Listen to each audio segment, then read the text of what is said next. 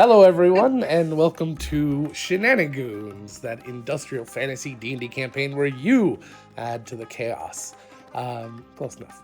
And I think I originally wrote in the podcast it says contribute to the chaos because of the alliteration. How am I Val? My bad. And how is she Bonnie again? Maybe we mixed up the order. Your order's probably right. I probably had to switch you guys one night, so now we've got a different order. So I can fix just it. quietly drag us while we're talking. I just.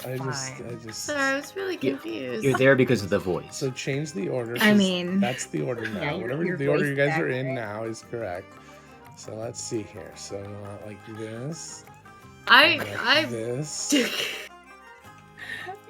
It's right. It's true, Like Siobhan, but we love her Yeah. anyway. I absolutely this. do sound like shit. And like this, right? Was that better? Everyone, Yeah. quick, help us name the very common but slightly debilitating illness that Bonnie contracted over the last 6 hours of gameplay, and that's what you'll have today. From magic. Sure. Love Yes, this. the dog. Kennel cough. Kennel cough. Wow, Very it's nice, been a yes. while since you've been here. I've had this for 3-4 weeks, almost a month. Fishman's kiss. Fishman's kiss. I love Nice. it. Oh my god. Whose frame is too far to one side? I think mine is. I see a black edge. Oh, you're now right. I'm married. It's all messed up now. Wait, what's wrong? Thank you, American Mason. and Arthur switched. Oh no. We're just having What? the All right. I will this is say, awesome. My cold is really- infecting our stream. I really dig that. I really dig Autumn's suggestion. Bard's lament. That's just the colloquialism of having a sore throat. That's what they All right, call there it we go. in certain performance circles. Logan, I would request we pretend like this is when we Nope. started stream and you welcome people to the show. So this is Hello, where I- everyone, and welcome to One more time. Shenanigoons. What's Nope. that? One more time. One more time. It's, One no. more time? It's still wrong. It's still wrong. Are you No, sure? Who keeps messing this up? Okay. All right, hold on. Adelaide. Logan, I will tell you start, and then when I've stopped talking, you start, so that we have a clean opening for the podcast. Is that They better? don't see any of this, guys. You get that super special preview of the tomfuckery that's happening Mhm. everywhere when we're streaming. There's no picture for Arthur, and That's Arthur's better, right? still in Merrick's spot. Eric's now on. Whoa, okay. I don't have Twitch up. No, so I you're have no there. idea. You're I'm there, just- Kyle. You're just under Bonnie. You're Bonnie's on halfway top. up, Bonnie. Oh my. I mean, that's how I see it. Oh my. I can't see your hands. It's just. For anyone listening Yeah. on the podcast, They're not gonna hear this. Hello, everyone, and welcome to Shenanigoons, that industrial fantasy D&D campaign where you add to the chaos. Is that better, Angela? You can just cut Great. everything out up to this point. Yeah, Yep, we're and all in it's the It's right been spot. an Nothing hour happened. and a half, podcast people. We're Nothing just starting. No, we're getting better. It's been. But we've got the best 45 ratings we've ever had. I'm sorry you missed it. You should have been there live. Okay. It's true, and we just can't recreate the magic. We can't. And we cut It's it out of the impossible. VOD because it just falls flat. It was too spicy for Twitch. You had to be there, and you had to see it. Is it seriously? Is everything right now? Yeah, it There is. were- We're in the right Okay, spots I now. think there were Alright. some feet and toes involved. Head, shoulders, feet, and toes. That's not right. What? Anyway. Oh my! Yay! We've got a new subscriber. Can you guys hear that? I don't know Nope. if you guys can hear that. Nope. But yay! Welcome We're supposed to be dancing. to Shenanigoons. I don't know what I'm dancing We to. love Is it a slow one? that you It's the subscribe. Mayhem There you go. go. The problem is that the Nerdsgiving ones blew everyone's eardrums out, so I had to turn everything down. Now it's still blowing out my eardrums, so I'm still turning it down a little bit. There we go. All right.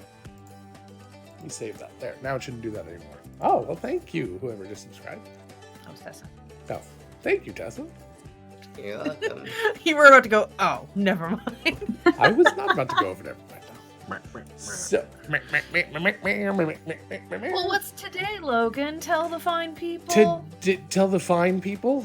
Tell the fine people All out the there fine what people? today is. All the single What did we do ladies. to All deserve the the single fine? ladies. Okay. So this is our save point. It's the Shenanigans save point. What does that mean? That means we do a full recap and allow you a chance to skip over all the bullcrap we've done up till now and only get to the funny that we're going to do from here on out. That's exactly why we're doing it. Whether we Save say it points like are that or not not. skippable because No, at the no, end of the every save save point, we point- start the new arc. You see, you come to the save points to enjoy and get a recap of the previous entire campaign, very briefly. Yes. So that's what we're going to do today. We're going to do a very brief recap of what's been going on. We'll talk a little more about what's more recently been going on. And then the last hour or so, we will be talking about what's going on now and next and how we're going into the next arc, which is called Business as Usual. And if you've been following along, you'll understand why that sucks. So, Yep. let's talk about recapping. Well, first off, let's talk real quick about all the awesome things you can do to contribute to Shenanigoons. Up at the top right, top left, you can see that there is this little bar that means very little to anyone, has no numbers on it other than telling you what it's for. It's the Emergency Party Fund. Every time you donate a bit to our stream, it's a copper in the pockets of Bonnie, usually, but it's the party fund. And then down in the bottom right of your screen, you can see the tip us to tip the scales, and they're boob pockets. That's what I've been told. They are boob Because pockets. the dress doesn't have pockets. And even in the fantasy world, for some reason. Much like in real life, Bonnie's pockets are the same thing I use for pockets. So you can tip the scales and use the donate button down below or the tip us button down below. I can't remember what it says anymore. To Shenanigans. We love that you subscribed. You've tuned into Shenanigans. Thank you, Matthew, Thank you, Matthew. gifting For the those gift two subs. subs. Welcome to our subscriber gifting. Is usually the vibe. Strapping Disaster X or Disaster EXE. You're awesome to subscribe. Dysfamous.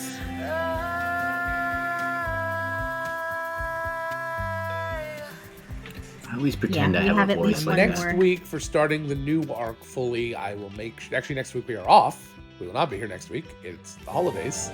Oh my, we've got a told new you. subscriber. And but the week after that, I will make sure that we have our new song that was just done by Angela. And I think Kyle? No, it's just Just me. you? Oh, that was just you? Oh, that was really good. Being a jackass. So we'll have another new song hidden in there amongst the 6 we already have, I think. So if you haven't heard them all, get people to subscribe. But during this show. During the beginning, so we get them out of the way first. Nah, just do it whatever. I do have a couple of ideas for new ones as well. Awesome.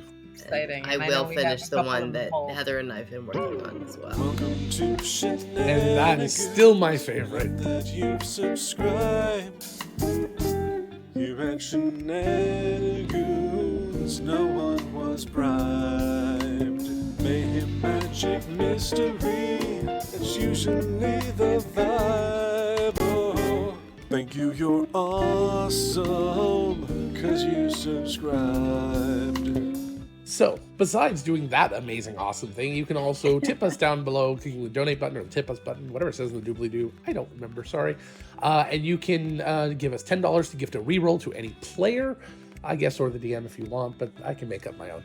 And $15 to spin the wheel of causality. You pick a player, and we spin the wheel of causality, and it makes them do something every single scene for the entire night.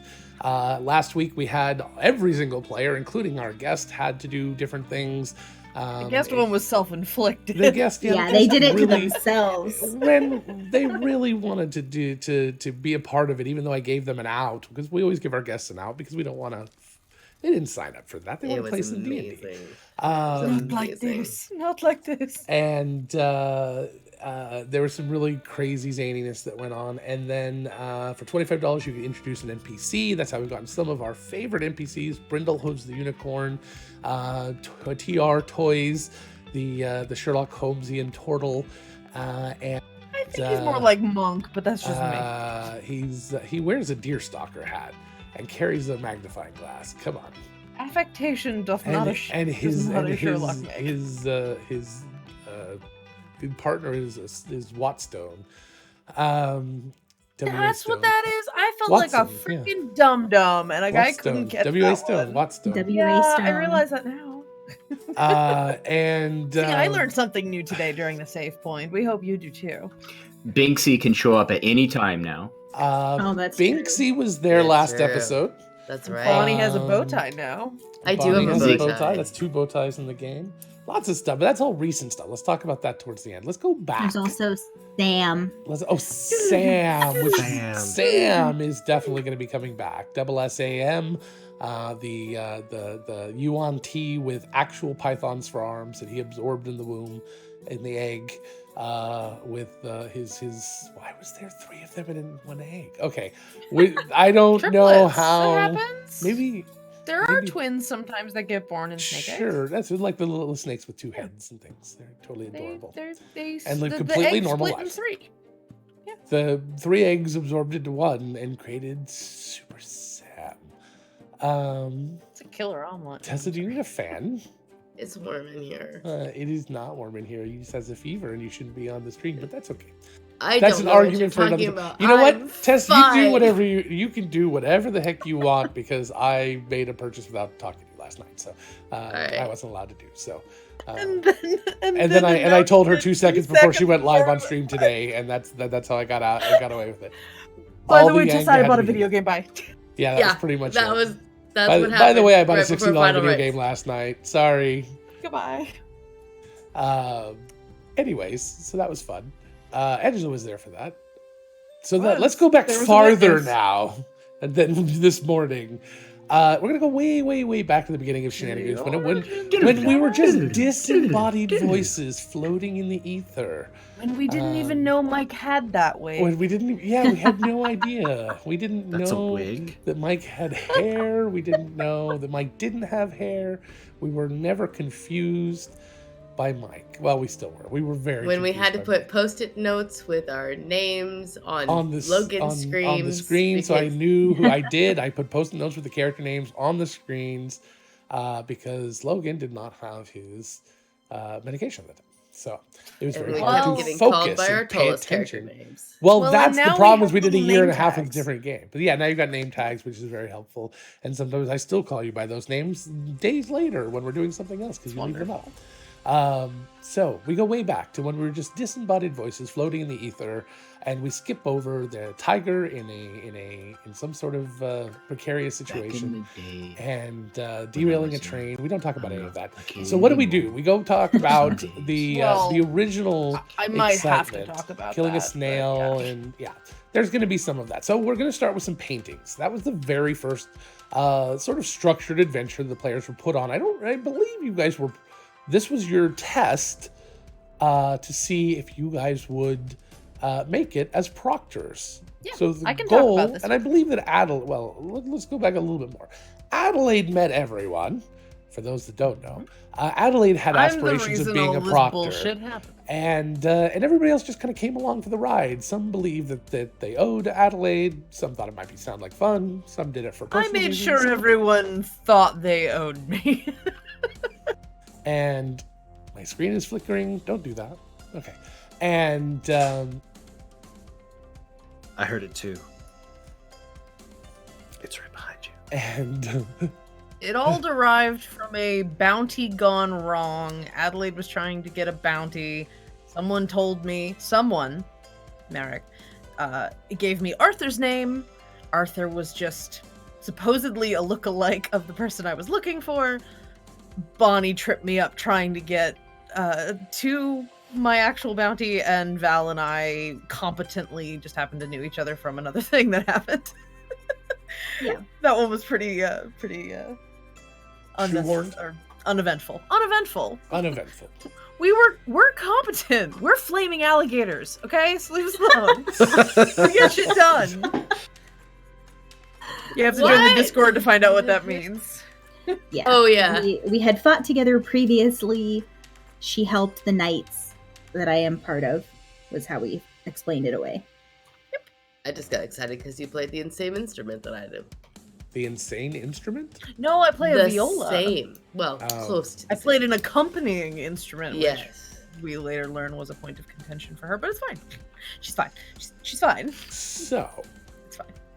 you struck off and went and applied to join the Proctors, which by wanting to join the Proctors, you start as what they call fetchers, which are basically Proctors that are interns. And you do a very similar job, but sometimes it's a little less scrupulous. And Or sanctioned. or sanctioned. Yeah, you're kind of working on the peripheral. Let's see if you're- Mercenaries. Yeah. Temp. I think a temp would be a I good give way a temp. to You were in the describe it. temp pool. Perfect. And you became fetchers for the Birchfield under the tutelage of Robin, who at the time took a At the page time, from Merrick's book and decided to change his accent every time he met you guys to throw you off. Right, exactly. and, That was exactly why to it was different test. every time. To make sure Mm-hmm. that you weren't, you weren't like, oh, is this the same guy? Because it's a different accent. Makes sense to me. And you were sent to find a painting. And it seemed easy enough. And Angela's going to tell us a little bit about this. Okay, so the actual circumstances around the fetcher situation that led to the first quest we went on, we were working as fetchers and we were given an opportunity to do a job. We were working with a group who they were called something, but the person's name was Gregor, our contact. And they were basically pulling a Robin Hood style thing. And this is what we knew at the time. They were pulling a sort of Robin Hood-y thing where they stole from the rich and redistributed. So if Robin Hood was a communist, but anyway, socialist. So we assisted in breaking into a rich person's estate, and were told we could pretty much take whatever we wanted as payment for assisting with this break-in that we weren't supposed to ask any questions about what Gregor and his person, his companion were going to go do. So we snooped around, we stole some petty baubles here and there. Merrick cut a painting right out of a picture frame. I took some wine from the cellar. You killed everybody a beloved grabbed- pet. And in the kitchen, we found a flump that had just been floating around. We had sort of assumed, oh man, it's definitely security. And we quickly and thoroughly vanquished said flump. And just as real quick, we fought a bunch of automatons outside. So there was some combat and it was a little difficult getting into the estate. So we murdered the flump. We absconded with all the things we had stolen and started trying to fence the things that we had procured. And the things that we had procured, we got a little money for some of it, and we got some information about some of it. One thing of which was that the painting that Merrick had just sort of, by impulse, swiped. It was hideous. It was hideous. Didn't it have like an ugly ass puppy on it? Like it was really bad. It was Yeah. Swiper. No swiping. No swiping. Newspaper. So that painting was revealed to us to be a part of a set of very notorious paintings in some circles. They were called the Conversations. Was the first one the Conversation of Deceit? I believe was Yes. the first one. Yes. That sounds right. And we were told that these paintings had parts of a map on them, and if you got all of the conversation pieces together, you would have a map to a great treasure. And we were able to we had a quest basically. We went to the Birchfield, we went to Robin, kind of told him a little bit about the painting, and were able to procure a job, basically a more substantial trial run to join the Proctors, which was get these paintings. Yeah. Now, I think they had won, They already had one of the conversation pieces, And and Merrick then we made had- sure that you guys held on to the other. which had the X marks the spot at the end, which Bonnie had absolute joyous reaction to. There actually being an X marks the spot. Welcome Hi, Ross. to Shenanigoons. We love that you subscribed. You've tuned in to Shenanigoons, and no one here was bribed. Mayhem, magic, mystery is usually the vibe. So strap in for Shenanigans. Lirasa, you subscribe. Thanks, Russ.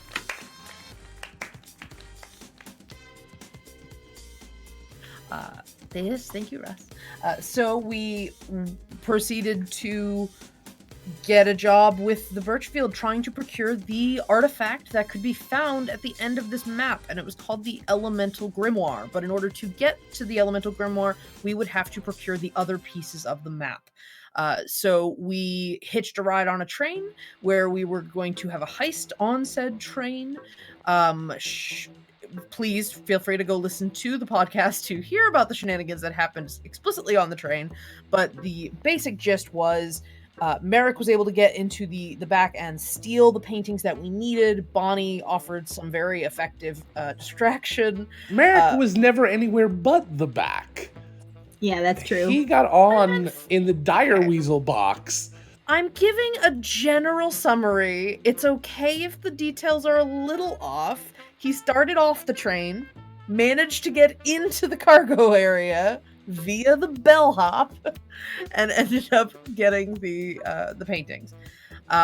We had a little bit of trouble coordinating as a group. This was our first time doing a big mission. It was not our first crime. No. Oh, that's but it true. was our first It time. was my working- second crime. It was your first There you train go. crime. Yeah. It was our first train crime, and I can only speak for myself, but Adelaide was very anxious about like the job they now had at the Birchfield. So we did our best. We technically succeeded. Did cause a train derailment in the effort, but other than that, did succeed in getting Just the little- painting. Yeah, little it's fine. detail. Did succeed in getting the paintings, and we returned to the Birchfield with the entirety of the way to get to the Elemental Grimoire, a powerful magical artifact, and we discovered through some investigation and some riddling out of the clues on the map that we would be able to access the Underdark via a area near outside of town, and that is where the Grimoire would be in some place called Drake's Tears? what was it? Was the Drake's Tears? Was it? Yeah. Well, I'm thinking like the map had like the zone of death or something was where on the map it was supposed to be, and that was Caverns the of Death. yes. And so Mhm. we knew that we had to get to the Underdark in order to retrieve the Elemental Grimoire, and I believe at least, if not before the train, but at least at that point we were definitively bronze level proctors. Mm-hmm. The end Good job. Or of was part it? one.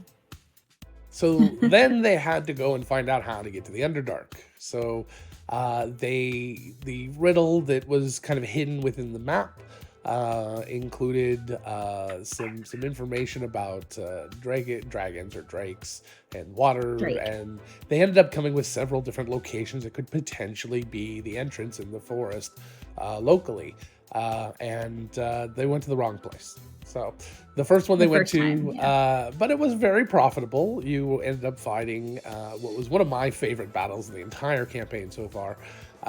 You fought a spell Flail snail. snail. That's what it's called. This flail snail with the reflective I'm spell still sad. shell. It's a large creature with this very, very luminescent, shiny shell, and basically flails as eye stalks. And it just beats the crap out of you. And if you cast spells at it, it reflects them back at you and it hurts you. And it talks at you, evidently, because they talked at it, so it talked back. So yeah, you should go watch that. And then the hilarity of them trying to flintstone this gigantic shell back home because it was very valuable, as they all kind of climbed inside of it and drug it around. So at least that was the imagery in my head. I don't know if that's what everyone said, but that's what I like to believe. So so they ended up finding the correct location. It was behind a waterfall, which made Bonnie very excited. And they started to go after Told you it was the behind a grimoire, waterfall. which turned out to be not just one book, but I believe 3. But this was were you going after the final volume or all 3 volumes? I can't remember.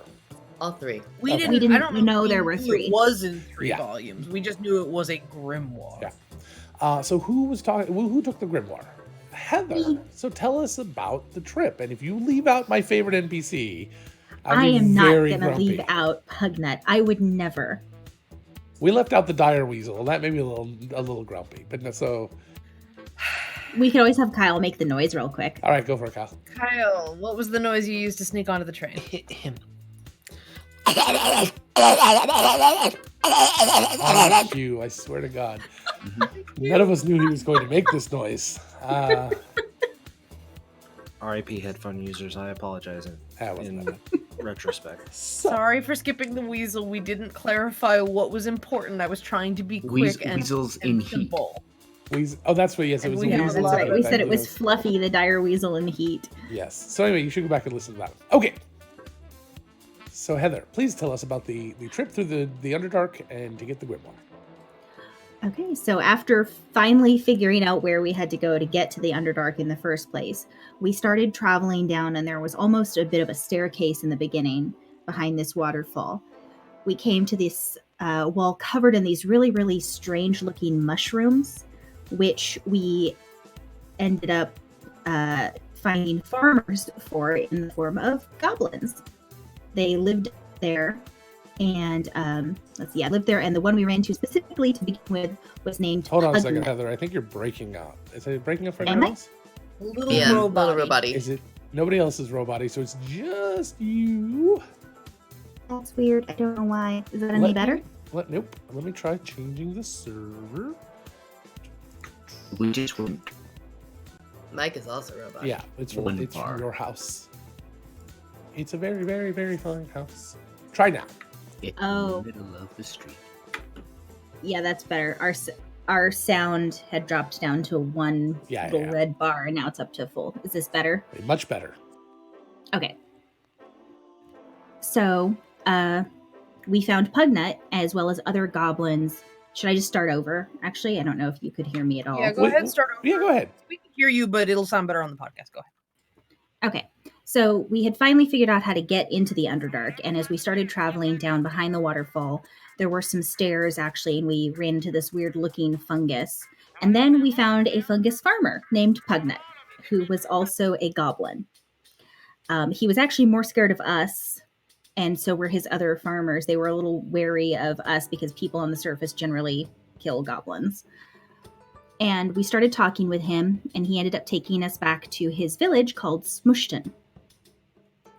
We found out that the fungus was a food source, but could also be made into smush wine, which has since started to show up in Ashport because we brought some back with us. And from there, we were talking more with Pugnut, and we found out about some of the things in the area.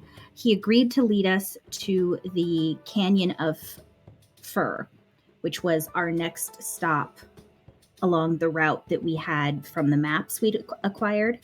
And in exchange, we agreed to help them deal with a local menace named Pinchron. Pinchron turned out to be a cave fisher and was called Pinchron because they would scream when they saw him, and then he would pinch them and they would run away. So, and I'm really sad how long it took us to figure out that that's the joke Logan was making with the name. I was very proud of that one. So we went and fought the cave fisher, which was interesting and awful, but we did win. We took it back. Everyone was very excited, and Pugnut basically became a local hero because the adventurers that he had brought into town were the ones to kill Pinchron. So it was a very big deal. And then he took us to the Canyon of Fur. It was weird though, because the trip there was pretty uneventful, but when we actually got to the Canyon of Fur, they literally had like fur that they had stuck around the outside of it, just in case anyone couldn't figure out that that was the Canyon of Fur. We started traveling through the Canyon of Fur, and very, very quickly, everything became just sort of pitch black. There was no light sources, and we couldn't see much of anything. Even those of us with dark vision, and there's only 2 in the group, couldn't see much of anything. So we were working our way through very, very quietly and sticking to the walls. We started hearing a lot of noises and some snuffling, and we didn't really know what was happening. We used a light arrow to shot it away from us to try and see more of what was happening, and discovered that there was a 2-headed, I think it was an Etten, sitting down there, and it took our light arrow and was using it for a lamp as we hurriedly snuck as far away as we could. We continued traveling, and we ran into a bugbear named Abe's, who was friendly and willing to talk with us and help us. He also had his companion, Nugget, I can't remember what the name for the creature was for Nugget, but He was a good boy. Yeah, Okay. that's accurate enough. sure, that works. You're good. But the 2 of them were very friendly. Arthur, in particular, liked feeding. Pretty sure Nugget. it's a person face hairless mole rat deer. I don't remember That how was- you described that- it. I yeah, just remember it was weird pretty much. looking. It's very low stakes to remember that. So he also showed us the scuttle claws. Yeah. Yes, scuttle Oh, claws, yeah. which are basically gigantic ticks, Yeah. and showed us tasty. how to eat them. They were some of our food source while we were down there. My favorite food in the game so far. Hmm. Not He- good. Then why didn't your No. mimic turn into a scuttle claw instead of a sandwich? It was a scuttle claw sandwich. Ugh. It was all Like a it's scuttle po' claw- boy, like a It was scuttle like claw scuttle po' claw boy? meat just filling the No, thank you. imitation Oh. scuttle claw. You know how much Wow, scuttle claw Kyle. is market Wow. price right now? It's like $40 a pound. That's a lot. So Abe's agreed to lead us to our next destination, which was the Wailing Cairns, which were awful. So he gets us there, showing us some of the stuff along the way, and we get to actually get to the Wailing Cairns, and he tells us that we need to make sure we're very quiet as we go through, and that we'll understand. As we start making our way very carefully and very slowly through the Wailing Cairn, we discover that the reason it's called the Wailing Cairn is because of this constant buzzing, whirring insect noise coming from the thousands upon thousands upon thousands of strange, somewhat bee wasp-like insects that are all over the walls of the cairns. And there's 3 different types. There were some that looked more like the fighters and some that looked more like they were working on the hive kind of thing. But regardless, we had a pretty good feeling that it wasn't a good idea to disturb them. So we kept making our way as quietly as possible. At a couple of points, almost got attacked by them. One of them landed on Adelaide at one point. Val was able to trap it inside her alms box and leave it behind. And we figured out very quickly also that they tracked noise. So we continued walking as quietly as possible, even though it took forever. I think we had 2 whole episodes making our way through the Wailing Cairns. And along the way, we also ended up using a thaumaturgy spell to sort of throw the bugs off away from us when one of us accidentally stumbled. I don't remember who stumbled. But I threw a thaumaturgy spell as far away as possible, and they chased the sound and left us alone so we could run for a little bit. We finally got out, and then we got shot at by drow. We didn't know they were drow yet, but we got shot at by drow, and we had to hide. And then we saw an adventurer come running towards us, calling for help, and he got shot and died. And it turns out he had a silver proctor pin. So despite the fact that they had sent us down here as bronze badges to do this job, they apparently also sent silver badges down. And actually, that's one thing I forgot, is that Abe's, the bugbear, told us that he had seen someone carrying some sort of pack or box that had the proctor symbol on it. So Correct. we knew somebody was down here. We just didn't know why or what they were doing. It is important to note that we never fully gave the entire last map section, the one that was ours, to the people from the Birchfield. We gave them a rough idea of it, but we never actually gave Give them them a pretty full good map. sketch of it, if I remember. We just kept the original. Yeah. I think Merrick specifically left off the like X marks the spot though. That's okay. Continue. So we got through the cairns and discovered this guy. There was nothing we could do. He was already dead. Val couldn't save him. So we took all his gear and continued on our way.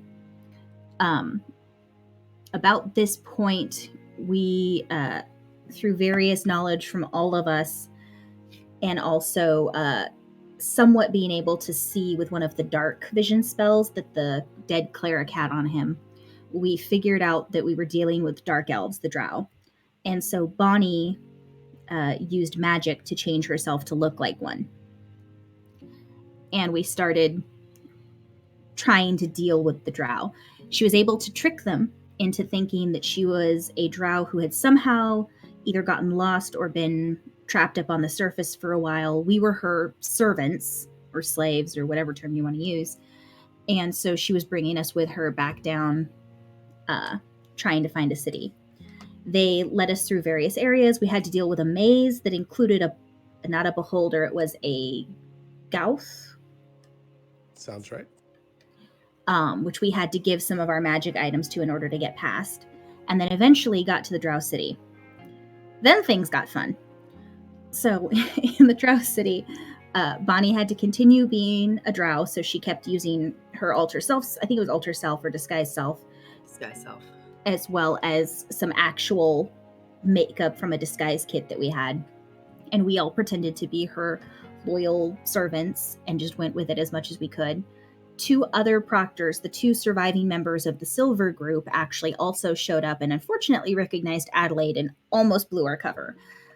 Because Ritfin had been around when I had we didn't mention this before, but one of the reasons that Adelaide was working as a fetcher is because she had flunked out of her first attempt to become recruited for the proctors. There was an audition, and she did not make the cut, but Ritfin had, and had apparently already become a silver proctor.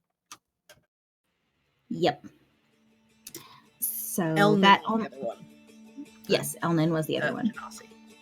Yeah, but I think she was a water genasi, if I'm remembering right. But they almost blew our cover, but luckily we were able to kind of worm our way around it. They also were outfitted with collars that would explode if they tried to take them off, so that was fun. Lots and lots of power plays between the priestess who took us in and Bonnie having to work around it, and she ended up eating cave fisher filament like spaghetti and had a really slinky dress she had to wear and all this craziness. Had to wear. We found out that there was a big temple nearby also, and Merrick was able to sneak around and discover the grimoires when we were taken there at one point. We also figured out, these were out of order, but there just so much happened when we got to the Drow City. We figured out how to take the collars off of the 2 other proctors so that we could get them out with us.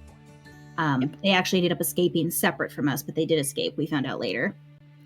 We weren't entirely sure what we were going to be able to do, but when at one of the visits to the temple, Bonnie took us with her.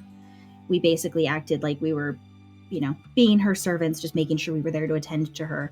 And they basically ignored us. So Merrick and Adelaide were able to sneak off and go steal the grimoires from the room they were in. It had a phase spider in it, so that was interesting.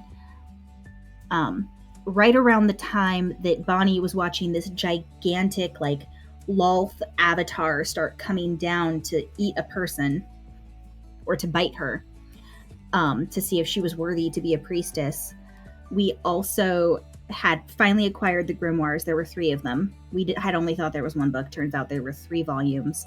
And Ritfin and Elnan took that opportunity, even though we had told them to wait, to use their collars and throw them outside of the house because breaking the perimeter would cause them to explode, causing a huge explosion and a major distraction. So we were able to grab everything. We ran back to the house. Unfortunately, all of Bonnie's and Merrick's belongings that they didn't have on them had been completely destroyed because they were inside that portion of the house. But Val had spent time at the stable, so we were able to rush over, grab some of the bats that they used as flying transport. We hopped on the bats and made our way the heck out of that craziness and flew as far as the bats would take us. We were actually able to make it through the cairns and everything. We stopped and said hi to Abe's and let the bats go, and then left and made our way back to the Birchfield with our prizes, the 3 grimoires. We did stop in the Goblin Village to say hello to Pugnut and visit again, and while we were there, we took a look through the books and figured out that the 3 volumes all related to different elemental magic. Together, they were called the Elemental Grimoire. The first book was pretty basic information on elemental magic. The second one was information on the different planes. The third one had to do with information on how to connect to those planes and create planar travel between all the different areas. And with that, we made our way back to the Birchfield and turned in the books. Perfect. I forgot how much we did. That was one of the longest arcs, I think, out of all of them. I think that it was actually that arc that I went, we need to keep these briefer. And I started to go with much shorter kind of contained arcs because it was a podcast. And every episode was taking us 16 hours to edit. It was taking Angela 16 hours to edit. And then we fixed that. Sort of. They were getting good, but my sleep time was not getting good. Yeah. So, once they got back, this is the brief time. I think we took a break or something because this was a brief time that I don't remember really well. And then we came back. When did we start streaming? Was it right after the Grimoire? Yeah. Okay. Yeah, well, because after the Grimoire, we had a save point, and then it was at that point, for anyone listening to the podcast right now, that we figured out that editing the podcast, even though we really loved the product that was coming out, was taking either Angela or you or both of you like 16 plus hours to do a single episode. I put a filler explanation in the podcast. There's actually a 2-minute episode of me explaining that whole thing to them. So they, if they've been listening, they've got that info. So we took a break. We started working on other shows. We started streaming. I think Countless Heroes started. We had, which was 5 nights a week, 20 hours a week of streaming, me being on, which I still do. I'm just behind the scenes now. But anyway, so it was a lot of fun. However, a lot of other projects started to take over. So skipping forward a little bit to where we decided, hey, what if we stream this? Do you think people would mind? We asked. Most of them said, meh. And so we said, okay. Most of them said, please come back. Yeah, please come back. Yeah, we don't care how you come back. Just come back. But we said we'd try to keep doing it as a podcast. It just won't be as good as a podcast, but we'll still do the show and it'll be great. So we came back as a stream, and it's not, because we don't cut out, we don't do anywhere near as much editing. I don't think about making sure everything is described perfectly. I try to, but I just don't. We don't stop and go back and be like, well, let's make sure we describe this and blah blah blah blah blah. I talk with my hands. Yeah. You talk with your hands. Mm-hmm. Well, that was always a problem. Merrick has full-on conversations in complete silence, just with his hands. Anyway, or at a half a decibel level. Weren't you just giving me shit for taking too long, and now you're just adding on to the conversation? Okay.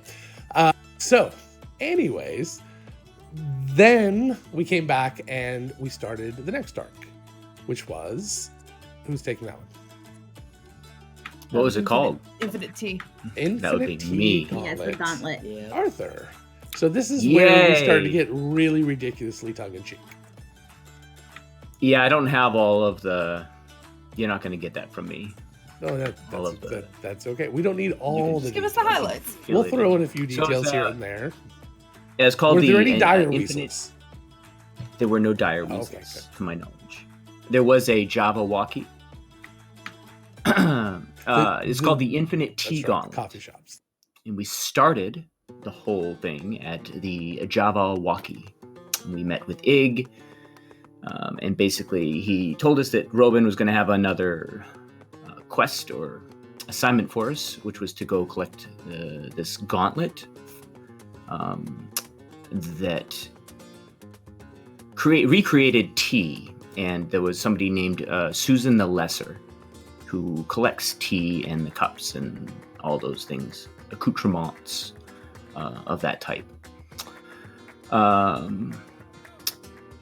It's a special glove. It was made of mithril, and it belonged to Emperor Nothas. Nothas? I don't know how to pronounce that. And like I said, it could recall any tea that it was ever used to make, or so we were told. And it could also create infinite tea scones. Correct. Five different types.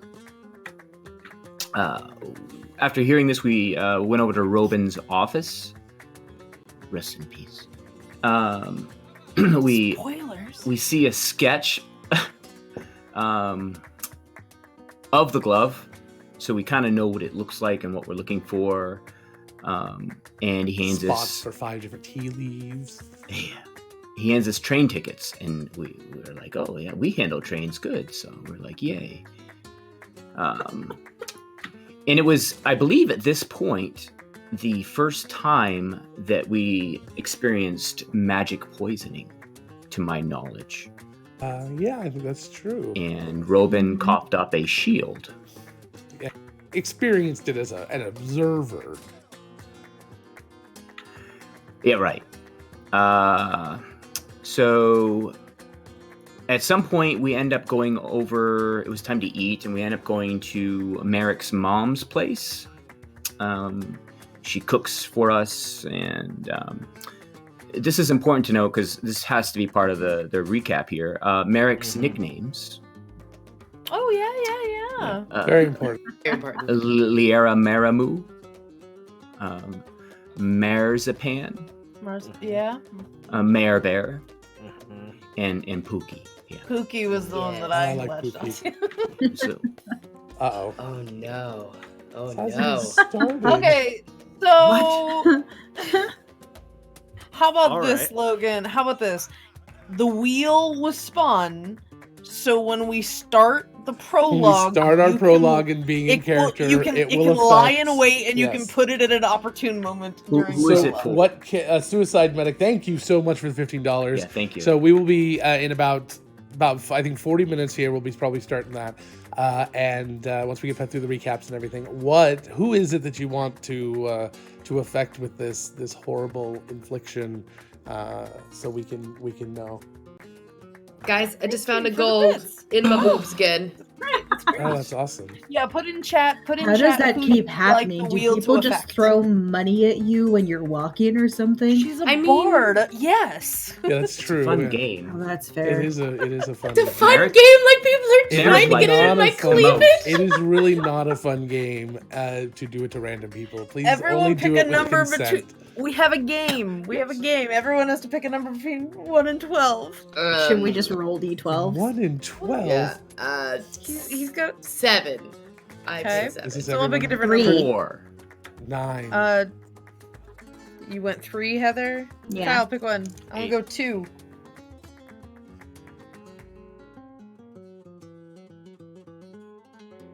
Just let us know. Just let us know who gets picked. 12-sided guy always picks 12. Oh, imagine that. Okay, We got so it. I feel like I need to continue. find like my. Who picked Oh closest god. to I 6? think I did. I think I did with my 7. Yeah. Who picked closest to 6? Bonnie. I think Bonnie? I did. Yeah. Yeah, my 7. Luck with that Uh, one. All right. This will be Thanks fun. again, Suicide Oh, Medic. this is great. You can just weight the wheel, and it lands on Bonnie gets a cold. No. It works Bonnie gets a perfectly. Fisherman's Kiss. So back to the recap. Fishman's kiss, not Fishman. fisherman. Fishman. Fishman's kiss. All right, Yes. I have made a note in my notes right now that when we start the prologue, that I will spin the wheel. Perfect. All right, Arthur, please continue. After finding You out were- these, I believe you were important humiliating nicknames, Yes. Pookie. Sorry. we head you're on I to the humiliating believe you train. were humiliating Pookie. Pookie Bear. Just keep it. going. Arthur, Merrick, for some reason, and I forget the reason, but he bought Arthur a new Puppies of Mystery book, which I read on the train, called Because- Murder Most Howl. Because you found one. That's a good one. It's because you didn't get to finish the one on the first train because it fell into a lake. Oh, yes. Oh. That happened. It was in this episode also that Brindlehooves shows up looking for Merrick. And It was in. Oh, yeah, oh, that's right. We'd already met Brindlehooves? No, we hadn't. This is We where met him on- met Brindlehooves. We met him in When you guys were loading the we train. helped Met him on him the get on the second train. And this was that was the Yeah. first time that I ever really second guessed if we were going to be using these donations or not.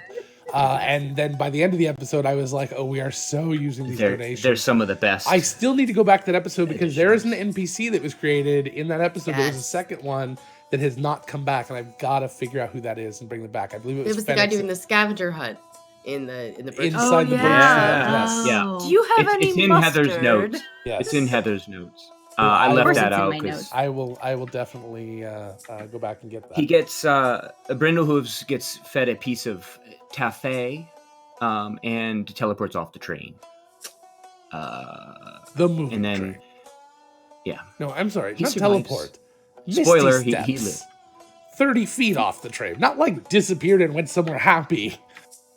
Nope, just teleported off the train. Guys, there's more gold in my boobs. Sweet. I'm gonna keep talking then. Bonnie, If you you're should probably just go change and find all. Change. You should probably just go. That's find why all they of call it that. Because you have to change Oh, to yeah. find it. But We if arrive you guys in- keep being in character, I'm gonna go roll the wheel now. We arrive in Well, Alaris. That was I'm the fine with this. destination. I'm fine with you rolling the wheel, and then Bonnie just has I'll to do it that after during Arthur the recap. is done. And then we head to a party. It was at a bar, but it was like a fancy VIP bar. There were guards outside. I tricked them into leaving by silent image their boss, and they had to go talk to them and stand away from the door. Once we get inside, Bonnie ends up singing. Adelaide just walks straight into the VIP like she belongs there, gets right through. It's all And about attitude. Merrick had left to go check on Brindlehooves, and he arrives back and he pretends he's a lost child, and he walks into the party. Mm-hmm. Into Yeah. the bar, right? The bar. Mhm. Yeah. Adelaide, Susan Lesser was in the VIP room, which is where What an icon. Adelaide starts talking to her. She is very much like a valley girl. No, not even like a Valley Girl, but just like, ugh, this is so stupid. Yeah, she was almost Dumb. kind of emo. Like, yeah, whatever, I guess. Everything I learned about Valley Girls, I learned from Kyle. we literally sat in practice for 2 days. While playing Rust, yeah. Yeah. So I think in that information we find out about Professor Brewser. He's at the university. We head over to the university. And Professor Brewser mentions more about a green monster or something, and that we find out some information about the backstory of the gauntlets. I believe it was Band Gauntlet. Bruiser. Yeah. Yep. So head back to the inn. Bonnie heads out for a not date with Joni Starr. Right. It's very Mhm. important that it was not a date. Billionaire philanthropist, Mhm. Joni Stone. There we find out Billionaire Playboy even more philanthropist. Yeah. Yes. about a green giant monster. And Joni also tells us of Francis, who would make a great guide. Mm-hmm. Back at the bar in the Ranger. inn, Merrick is drinking a little, just a tiny bit. Yeah. Confesses- As a lost child. No, this is back at the inn. No, this is Oh, after. okay. This After, is yeah. this is while Bonnie's on her date. Her Yeah. not date. He has a thing for Bonnie. It's revealed, and he confesses not love, but Well, he confesses that she has a great ass. That's Yeah. certainly confessed at one and point. that Yes. she'll be her daddy. I Yes. think is where this came in. That's right. That was very important. Yes, Suicide. I believe the arc was originally called the Valley of the Jolly Green Giant.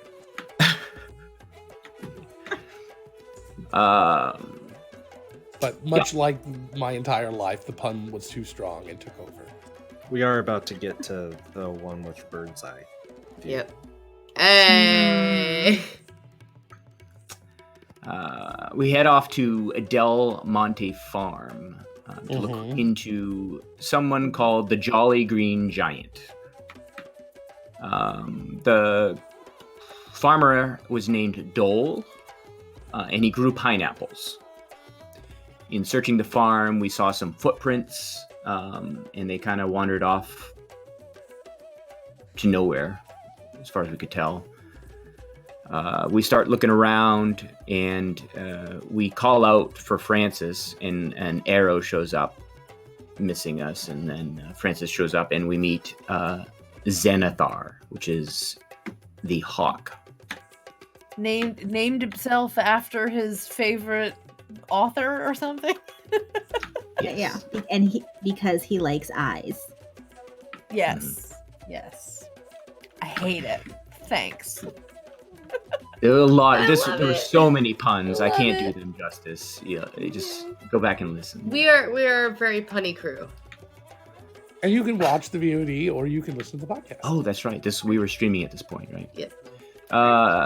So you can see all their faces every time they got one of the new puns.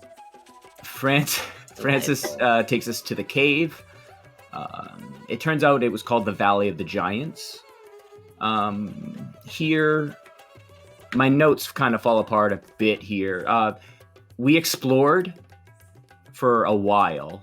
The game kind of fell apart for a little while there too, so don't worry. We about found some goo. We ate some things, and we searched around. We found somebody was making some clothing and various things, different rooms, and we finally find some paintings, and they are like a mural. They set up. They tell a story, and it ends pretty much with the story of the giants and giving birth, and then handing a child over to what we believe are humans in the town. And that's what we got out of that. Through later investigation, we find out that the child was a peace offering to the town. And then the town just killed all the giants. But the child was protected.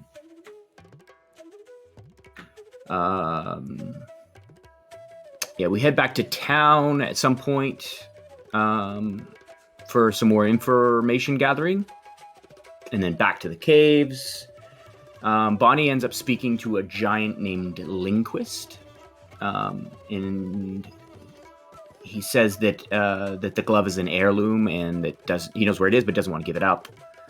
But eventually we find it ourselves. And I eat some. I don't know if anybody else ate the scones, but I had some. We tried to make a tea. I don't remember the outcome. I believe it was the Work. tea that was one of the Giants' teas, right? Yes. Yeah, it ended up backfiring a bit, and we thought we did something wrong, but it turns out we just really didn't. Sure. And that we know of. I think Linguist says, yeah, go ahead and give the gauntlet to Susan eventually, so it stays there as part of the heirloom. And one other thing of note: Set them up. Bonnie and Merrick decide to go on their first date during this arc at the end of it. Yes, that's The true. date not being as intimate as they had hoped when Merrick's entire family basically big fat Greek weddings them and follows them around on the entire date. Yes. Now I believe that the way you solved all of the issues with the Giants is you set the Susan the Lesser up with Lindquist, Yep. And then the father showed up, Who? and then somebody basically poisoned and killed the father. No. Off happened? Something camera. like that. That happened off off camera? camera. That was later. We Oh. found out that Susan had taken over. Okay. We just knocked him unconscious. I We thought. had Mhm. so I thought we you had knocked him used- unconscious and Yeah. then gave him the tea Oh, that's that was on the right. table. That's that right. we did Yep. because we Uh-huh. thought it would change him to Uh-huh. be human all the time. It did the opposite. It Mhm. made Yeah. him the giant all the time. That's what I Yep. was missing. I forgot Got that. it. That was what I was trying to remember. I couldn't, So anyway, the really good arc. Definitely go back, take a look at that one if you're interested. in all Infinite the- Tea. It is the about to be Infinite Tea arc. wrapped up in the podcast. I think this Awesome. week. And of course, you can go So- watch the video. and I think there are maybe 6 episodes in it or something like that. 7. There's Yeah. 7. 7. All right. So from there, we came back. We took a few months off, I believe, as things were kind of lined up, and you were sent on Logan's, my first ever underwater adventure. I believe was the next arc, because I was challenged, and if nothing else, I will always possibly sometimes live up to challenges. And my people were making fun of me ruthlessly for weeks about not liking water creatures. Ruthlessly. I was We have an I was entire taken aback by it. Discover RPG episode where I think we talked about nothing but you giving me shit about water creatures. That's probably not true. Shit It was it was probably like talking 10 about- minutes, but It wasn't giving shit. It was talking about what you can do with a water campaign. Okay. There I was think a you little ascribe giving a lot shit. of shit giving that I sure. We love that you've subscribed. Speaking of giving shit, let's find out if this is one of the trick ones. No one here was bribed, I tell ya. Mayhem, magic, I shouldn't dance. It's dancing that's better. Thank you, Omolder, for gifting that subscription to Medic. Oh, I was looking Not forward the to that tease one. one. Okay. There's a secret one that has an epilogue to it. Angel likes to mess with me. You did tell Medic you were going to roll the wheel after. That's right. Martha So was let's roll done. the wheel real quick. I got to set up as a button now. Boom, there's the button. Nope, wait, doesn't work because I got to fade it in. Who's Why is it gonna fade it in? There's no button. Never mind. I'll complain about that on Discover RPG. All right, here we go. Button. got Let's the see what button? my punishment Nobody can is. see me dancing. Hocus pocus. Okay, hocus pocus. Oh. This one's for Mike. Mike also gets one. Thanks for the subscription. Here's a wheel for you. All right, well, I'll just happened? you got. That's what kindness is- gets yeah. you, Mike. No good deed goes unpunished with catchphrase. Okay, so we'll be right back with those descriptions. So that was not what I wanted to do. We're fine. Everything's fine. So let's see here. So we had. Where did it go? Okay, so we've got. What do we have? Hocus Pocus. Hocus Pocus. Please roll me D100. And Okay. Then, what was the other one? That's a good one. Catchphrase. Yeah. Yes. Okay, so every scene tonight, Arthur, which you're lucky this is a short one, you need to speak with either a well-known accent or catchphrase until the other players guess who you are. Oh God. 98. So 98 NPCs in costumes will show up and dance and sing their way through every scene of your adventure tonight. So Oh god. we're lucky these are short Okay. ones, so that will be Note to happening. self, don't do anything remotely serious tonight, or it will be ruined. So have you ever seen Monsters Beta Inc. breakers. when they're doing that, put that thing back where it came from, or so help So me? help me. So That's help basically me. what's going to happen. Just a coincidental sort of song and dance around Bonnie as part of Only her around magic Bonnie, poisoning. though, right? Like, so we can leave and have something yeah, else it's like happen and Probably, not yeah. have it And then happen. Yeah, Arthur will flash have to come mob. up with catchphrases. I would pick very well-known ones. Catchphrases of different characters are a good one if you don't want to do accents and things. Or if you want to do an accent, pick a super obscure or one and you can just keep doing Just it. keep doing that one easy accent forever. and they have to be well-known, famous people or characters from movies and things. A different one. You have to do it every scene. You have to start out with the catchphrase, and you have to use the catchphrase as much as possible, or you have to use the accent the entire time until somebody mercifully guesses who you are. And then you go if back there's another to scene, I have to and start every again. scene you have to do that. Usually we run around 2 or 3 scenes an hour. So, all right. Let's quickly get through sea over high seas? sea over high seas, Seas over high seas. or the blood red sea of redness, whichever one to call it. So And who's taking that one? that'd be me. Merrick. They're So- being very nice to me tonight. About your mer boyfriend. What? What'd you? I said, tell us about your mer boyfriend. No. Oh yeah. Okay, we'll get there. No. Yeah. So this was the first and only artifact I think that we crowdsourced while we were starting out the adventure, which turned into the Gemini compass. It's a set of 2 compasses that is collectively referred to as the compass. That we find out that when paired together, they can do various things. So we are set out on a cruise ship, the gigantic. The right? gigantic, yes. Yeah. Okay. The largest we, galleon anybody's ever seen. The unsinkable galleon. Yeah, the Nobody unsinkable said it was galleon. unsinkable. Mhm. No one taunted the gods for that one. So we have tickets aboard the ship, and we get aboard the ship through some shenanigans at the very beginning. Hence the name of the Um, show. It's not the last episode though. That's usually the caveat. But yeah, so we get aboard the ship and we ingratiate ourselves amongst the crew and fellow passengers. Merrick runs afoul of the chef at a certain point. That's later. Sorry. Yeah, so the destination of the cruise is an island that is a sovereign nation, and we find that aboard the ship is actually a princess that is the princess of this island. Princess Like the And- soul of the island or Tulip, something. yeah. She had the gems. gem, the soul of the island. No trademark infringement there. No, not at all. We're fine.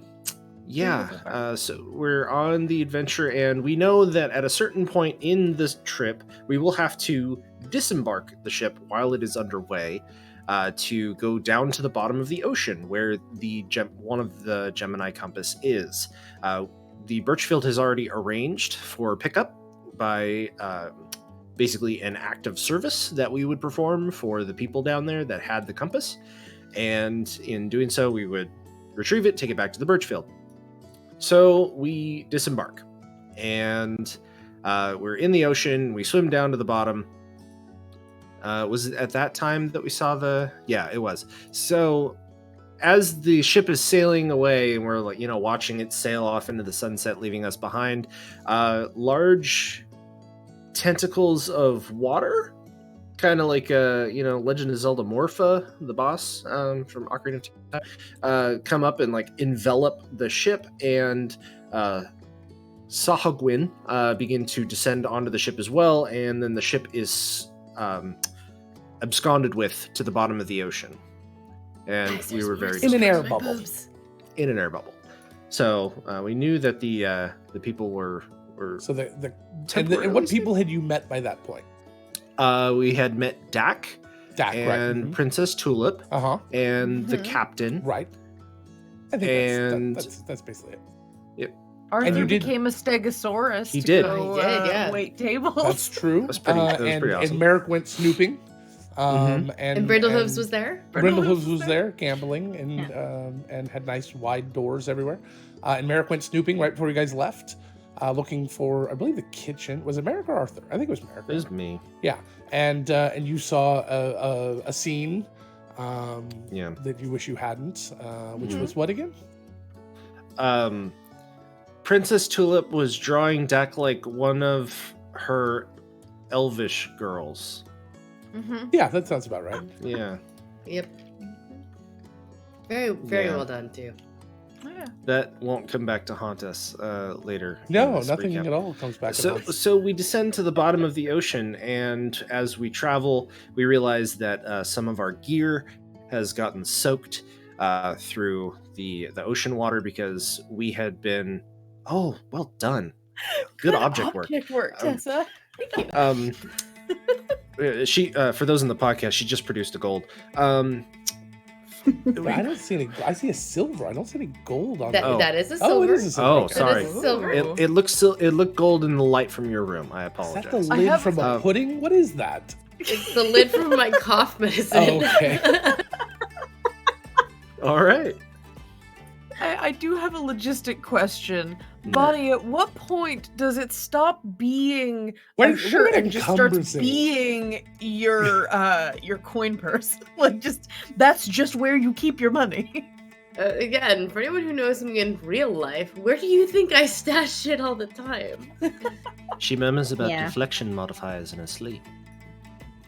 Heather has watched me pull my keys, my phone, various things. It's just All right. Well, I mean, you've seen me do the same. It's Yeah. when you don't have pockets, you gotta use what you gotta use. You know what you do? You get So- fucking pockets. We have about half an hour before we need to be getting back into other things. So let's go ahead because we still got the beach episode to get through, No more charming banter. and, Everyone stop. and we still. I'm just saying we gotta speed along a little bit. So, whale sharks, or shark whales, I think they're shark whales, appear because a bunch of plankton has come to sniff out our food. We get attacked and we Fantasy fight one plankton. off and kill it. Yeah, fantasy plankton. Where all your dreams come true. And we are rescued by Reef You're McMahon. welcome. Reef McMahon Chest. Thank you, Matthew. We leader crowdsourced of- that one. Leader of the merfolk, who leads us back to the merfolk city, gives us the compass outright and treats us to dinner. We are given a room so that That's we a can good point. breathe That's air. a very good distinction, Tessa. Yeah, Treats Merrick I to think took dinner, Merrick and we to all eat dinner, and separately. everyone else got food delivered by his daughter, I believe. Yes. Yeah. Yeah. Yeah, Ari, his Ari. daughter Ari, who's an His auburn red-headed daughter. Yep, auburn-headed teenage mer person. And Merrick teaches Reef about the wonders of alcohol, because there is lots of sunken alcohol at the bottom of the ocean. Yeah, so he gives us the compass, and Adelaide reconnects with Robin, who has the other half of the compass, and we find out that the compass act as walkie-talkies, pretty much. And That's very upsetting to find out. yeah, so yeah, ish. That we can telepathically communicate when we're holding the compass. They will also point in the direction of the other compass, which is how we knew which direction that we needed to head in, or how the Birchfield knew which direction we needed to head in originally. So we agree that our act of service for getting the compass is to retrieve an artifact of great value for the merfolk. They've been at war with the Sahagwin for a while, and they need the Ocean Pearl. Was it called? I forget what the official title of it. But it was a pearl at the bottom of the ocean. That essentially, I believe they said, would allow control of the creatures of the deeps. I thought it was like Heart of the Sea or something like that. A big Maybe. fat pearl. Big fat pearl. Yeah, is the Pearl of MacGuffinism. We followed directions to basically we went under a mountain, right? Yeah, it was an underwater structure. It was like a rock structure. I'm trying that to was remember very how big. we got in there. That was a hard one. They for led us me. to an opening. Okay, yeah, they led us to a cleft of some sort, and we got inside. And when Found we all the nooks and resurfaced, crannies. yeah, all them It wasn't- is like crumpets. Or Thomas English muffins. Episode is not sponsored. We surface and we are inside of a daylit area where there are plants and dinosaurs and various creatures. underwater in this what we term a snow globe, and we begin to wander. And after a while, we encounter an area that is bereft of life. Is completely blasted and scorched and doesn't seem to have very much in the way of the previous flora and fauna we had seen. And we find our way to a mountain where the gigantic is adjacent to this mountain. Looks like the Sahuagin have captured the crew and passengers and put them to work in trying to mine for the pearl. We managed to sneak our way in using handy invisibility, and we realized that these folk are brainwashed. They are completely just like zombified workers.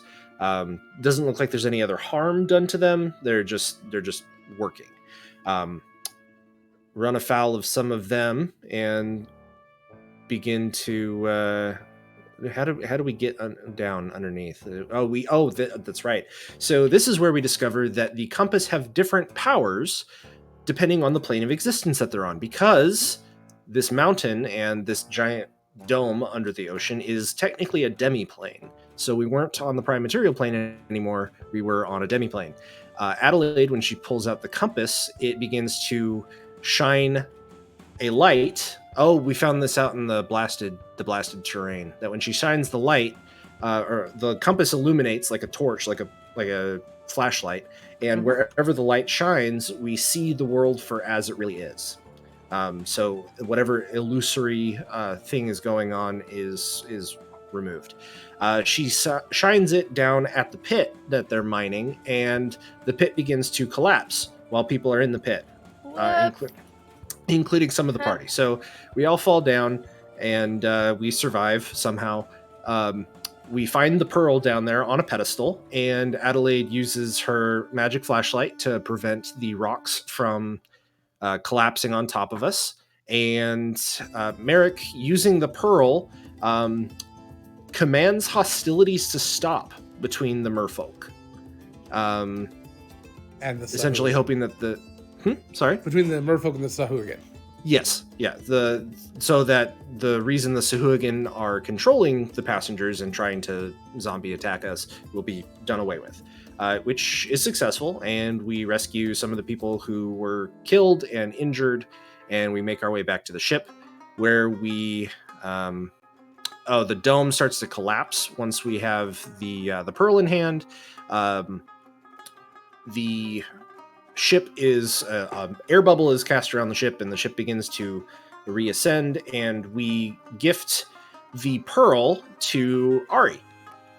After finding out that Ari has been, as part of peace talks between the two peoples, has been betrothed to a Sahuagin prince. She is not very keen on the idea, but she's like, if it's necessary for my people, we're going to make this happen. So we give her the pearl. And the pep talk, which was very important. Talk, yeah. Yes, the pep talk involved Bonnie and Adelaide and possibly another person trying to encourage her to like strike out her own path and not let people tell her what to do and find her own inner strength. We were very like women power. Mm-hmm. We were trying to be very feminist. Oh, and by the way, here's godlike power. Yeah, I gave her, Bonnie gave Ari the engagement ring that Bonnie had been given. Ah, yes. And turned down. Yeah, it was a very touching moment. Super effective. Yes. It was super. You cast empowerment. It was super effective. Yeah. And because That's it was the only super effective, Pokemon joke I'll ever make. we start sailing away, and as we start sailing away in the sunset, we notice that we're going against the current, and as we enter the current, we notice bits, flotsam and jetsam, and Chum. bits, chum, and off in the distance, Bonnie, I think, is the only person that spies Ari rise out of the ocean on the back of some horrible eldritch creature that I will not describe, And Like essentially, a goddamn sea witch. Let's just say that. Yeah. It was Mhm. several, I think it was multiple, basically eldritch whales. Yep. Yeah, there were like 5. Yeah. There were 5 of them, yes. And the chum included merfolk-like and Sahuagin-like body parts. Yeah. Bonnie was a little Girl power. Yeah, I think Bonnie was the only person who saw that and was a little broken for a bit. And I don't know how many of us know about it. Bonnie has not told anybody what she saw. Including Merrick. She's not shared that. And that's where Bonnie got Fishman, whatever, kiss. That's why Bonnie sounds like this. and then we gave the 'Cause compass karma? back to the then we gave the compass back to the Birchfield, and we were rewarded for a. Oh wait, no, hang on. Fishman's kiss is a slow No. word. No, we didn't give it back to the Birchfield yet because there was the beach episode. The beach episode! Episode! So the Gigantic was continuing on its way because it had to deliver the princess. So they went to the island where I did a very impromptu 80s reference, and which I think only Arthur enjoyed. I liked it. I like that Okay, good. movie. I combined Joe versus the volcano and the Garfield in Paradise episode. And the Brady Bunch movie. Oh, and of course I threw in the Yep. Brady Bunch movie Oh. as well. So the Brady Fucking Bunch Bobby. Hawaii episode. So if you're familiar with those, you can go watch the I think it was 2 episode beach, Mhm. 2-week beach episode that we did, which is where we met Sam and Val's love interest and. First Val's love love interest. You might boredom. have a Only one of them second now, now. apparently. Sweeping up like that was it's unexpected how much Val's sweeping up here. Right, and it was I think it was a touching, neat little episode, but it wasn't really. It was literally a beach. I mean, it was that episode where you're like, all right, we all want to go to Hawaii. Let's It's that episode record of an Avatar: The over there. Last Airbender where the evil villains all go to the beach. Yeah. It's very little consequence of the main arc. All the evil villains went to the beach. We So- Wait, killed a what? lot of people. I'm willing to take that. You're I'll like, take all my right, loss. I'll take That's that fair. one. And Then we got back and we gave the compass back, and Robin said, "Wow, a job well done," because Yeah, right before actually he had complimented. perished, Reef had contacted Robin and said, "Wow, these guys knocked it out of the park. They did a really good job."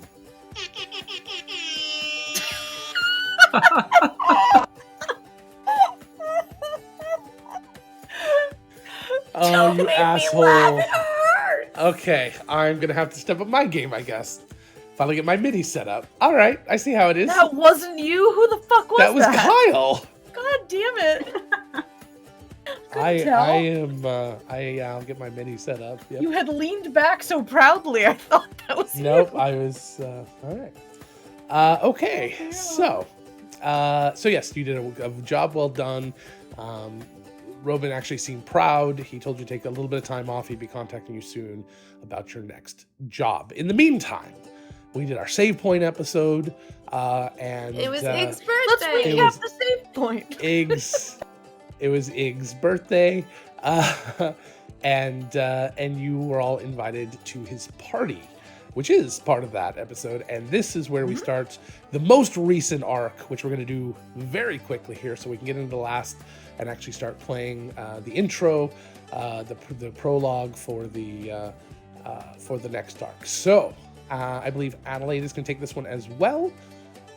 Yes. If you wouldn't mind, so- please. So let's talk about our dearly departed Robin. So we went to Ig's birthday party, and it was at the Birchfield. Many people that we'd known before were in attendance, including several NPCs that we had met along the way. Ig was obviously there. We didn't really introduce Ig during this real quick. Ig runs the Lost and Found and the equipment. He's like a quartermaster. So he's where we've been getting all of our magic items and equipment and stuff for missions. He is a beloved incontinent character. And That wasn't a mistake. Nope. And so we were going to Ig's birthday party. Who knows how old he is? And while we were 97, I think there, we said that. 97. Okay. Sorry, who knows? Who knows? Not me.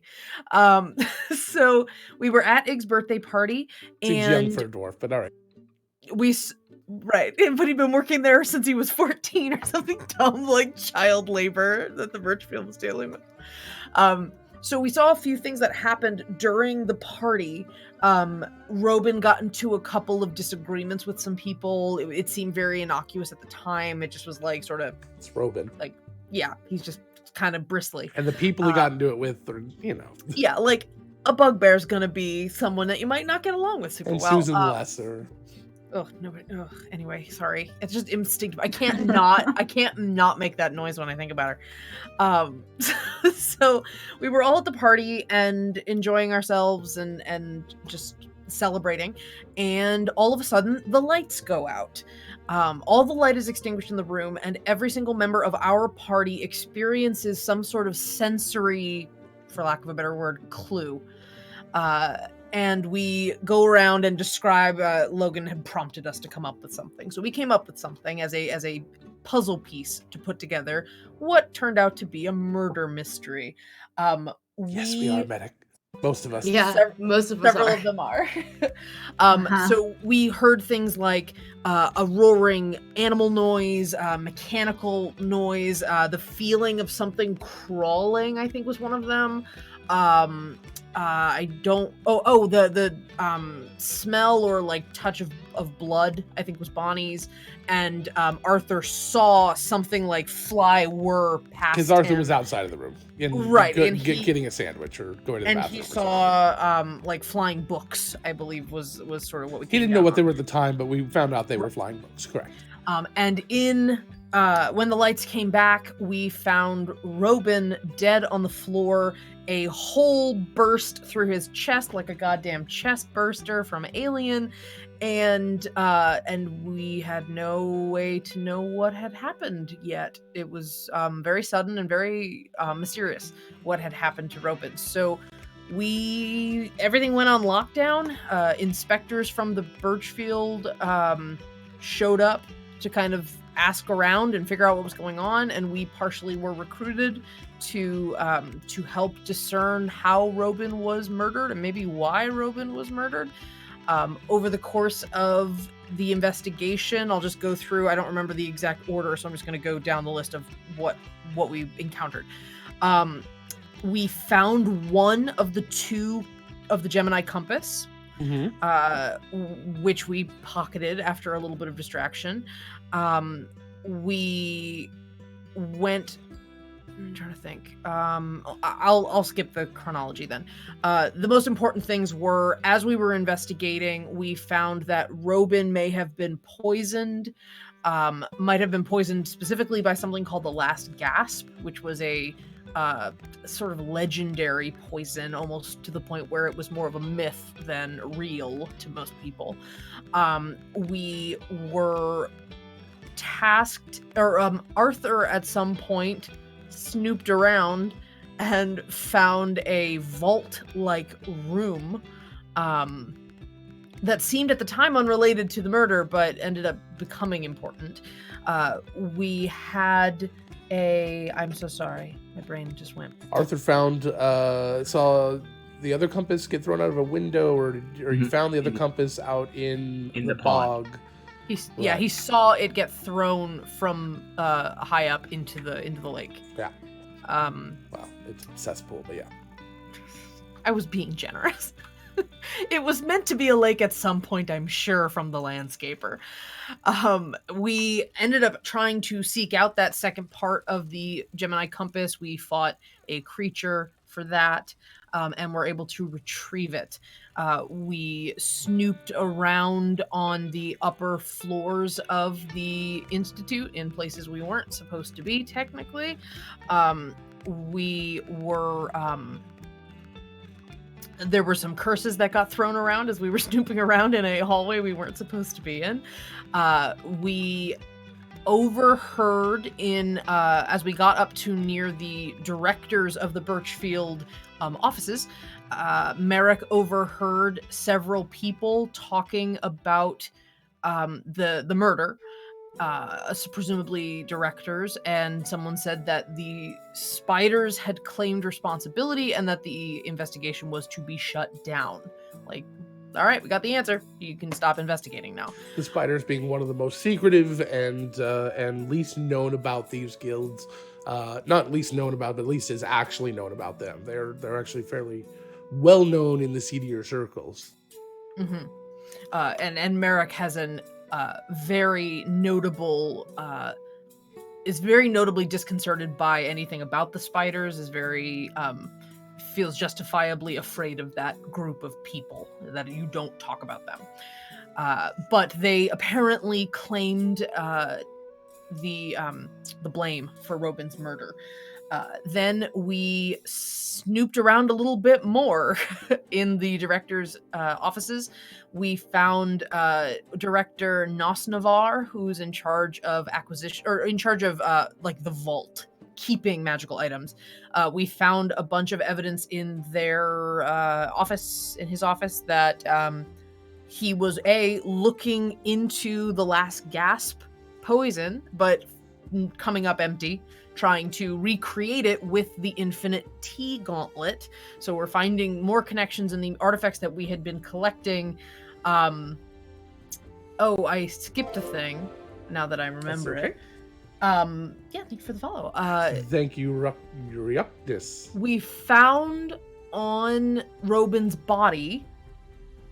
Was it in Robin's body or was it in his office? He was in possession of the grimoire. Whether he had hidden it, it was on his body. He actually had the elemental grimoire on him, specifically the tome about the interplanar travel and connections. And we found some notes and things that had to do with something called the Nexus, which seemed to be the connective tissue between the planes. And Robin seemed to be secretly doing some research about the Nexus, and we ascertained, or we inferred, that maybe that was why he was killed. He may have been silenced for whatever he was researching. Yeah. We found in Nosnavar's office evidence that he was trying to create Last Gasp with the Infinite T Gauntlet, but had come to the conclusion that either it had never touched the gauntlet or it never existed to begin with, so maybe it was in fact a myth. We found... Basically, we ended up thinking that Nosnavar was at least involved, if not behind the murder. We were given sort of implicit permission to continue investigating, even though it had been officially shut down by the director in charge of the proctors, Helmsfar the Bugbear. Mm-hmm. He basically just turned around and pretended to not notice we were continuing to investigate. So we continued to try to figure out what was going on. We came to the following conclusions after doing some research, that Robin was researching something called the Nexus Manipulator, because the directors, or some directors, were trying to create it out of the compasses. And the Nexus Manipulator allows someone to alter reality, perhaps in a limited fashion, but to nevertheless alter reality in some way.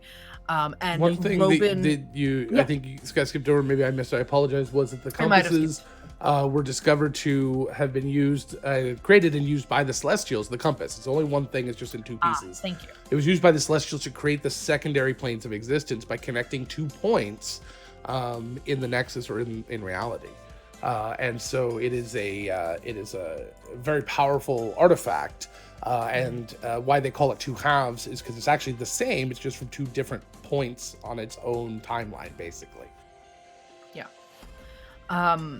So we found, through talking to Robin's deceased form and through our investigations, that Robin was researching this Nexus Manipulator because he was concerned that the Birchfield directors were developing this device in order to alter reality, and that he wanted to destroy it. He feared what they would do with it if they altered reality using this device. And you discovered this by speaking with Dead with him, although you didn't do that Right. initially because you trusted the paperwork that said that it had already been done. But you found and out the that- last gasp had supposedly been such a poison that would keep you from being able to cast any sort of like necromancy, divination, information Or gathering. healing. You couldn't heal or revive them or either. resurrect. Right. So we did some investigation in the morgue on Robin, and were able to talk to him and get that information from Speak with Dead, which Val cast. So we were now given the realization that we couldn't actually trust what we read within the walls of the Birchfield if someone was manipulating documents about how the investigations were being done. More and more as this story arc went on, our party was becoming more and more concerned that we couldn't trust a lot of people in the Institute, or what their intentions were, or their goals. So we had to be very cautious about who we were talking to, and how we were gathering information. The big thing from the first episode or two was that Robin had been poisoned with the last gasp, which we had previously determined to be a fictional poison, which now existed, which led us to believe that perhaps the Nexus manipulator had already been utilized to change reality and make a poison that didn't exist suddenly be real. Very concerning that it was no longer a hypothetical device, it was a device that had been used. Still, we were unsure why the compasses had been thrown apart. I don't remember why. So you offhand, but found that a broken harness for one of the compasses up inside of Nosnavar's office. It was a very flimsy prototype that was to hold the compass. That was your clue that it had fallen off when used down during the blackout for the murder. So one compass fell off, so he didn't want to be able to be discovered by the other compass, because if anybody found that, they'd be able to track where the compass went. So he threw it out the window, which you've tracked back to his office.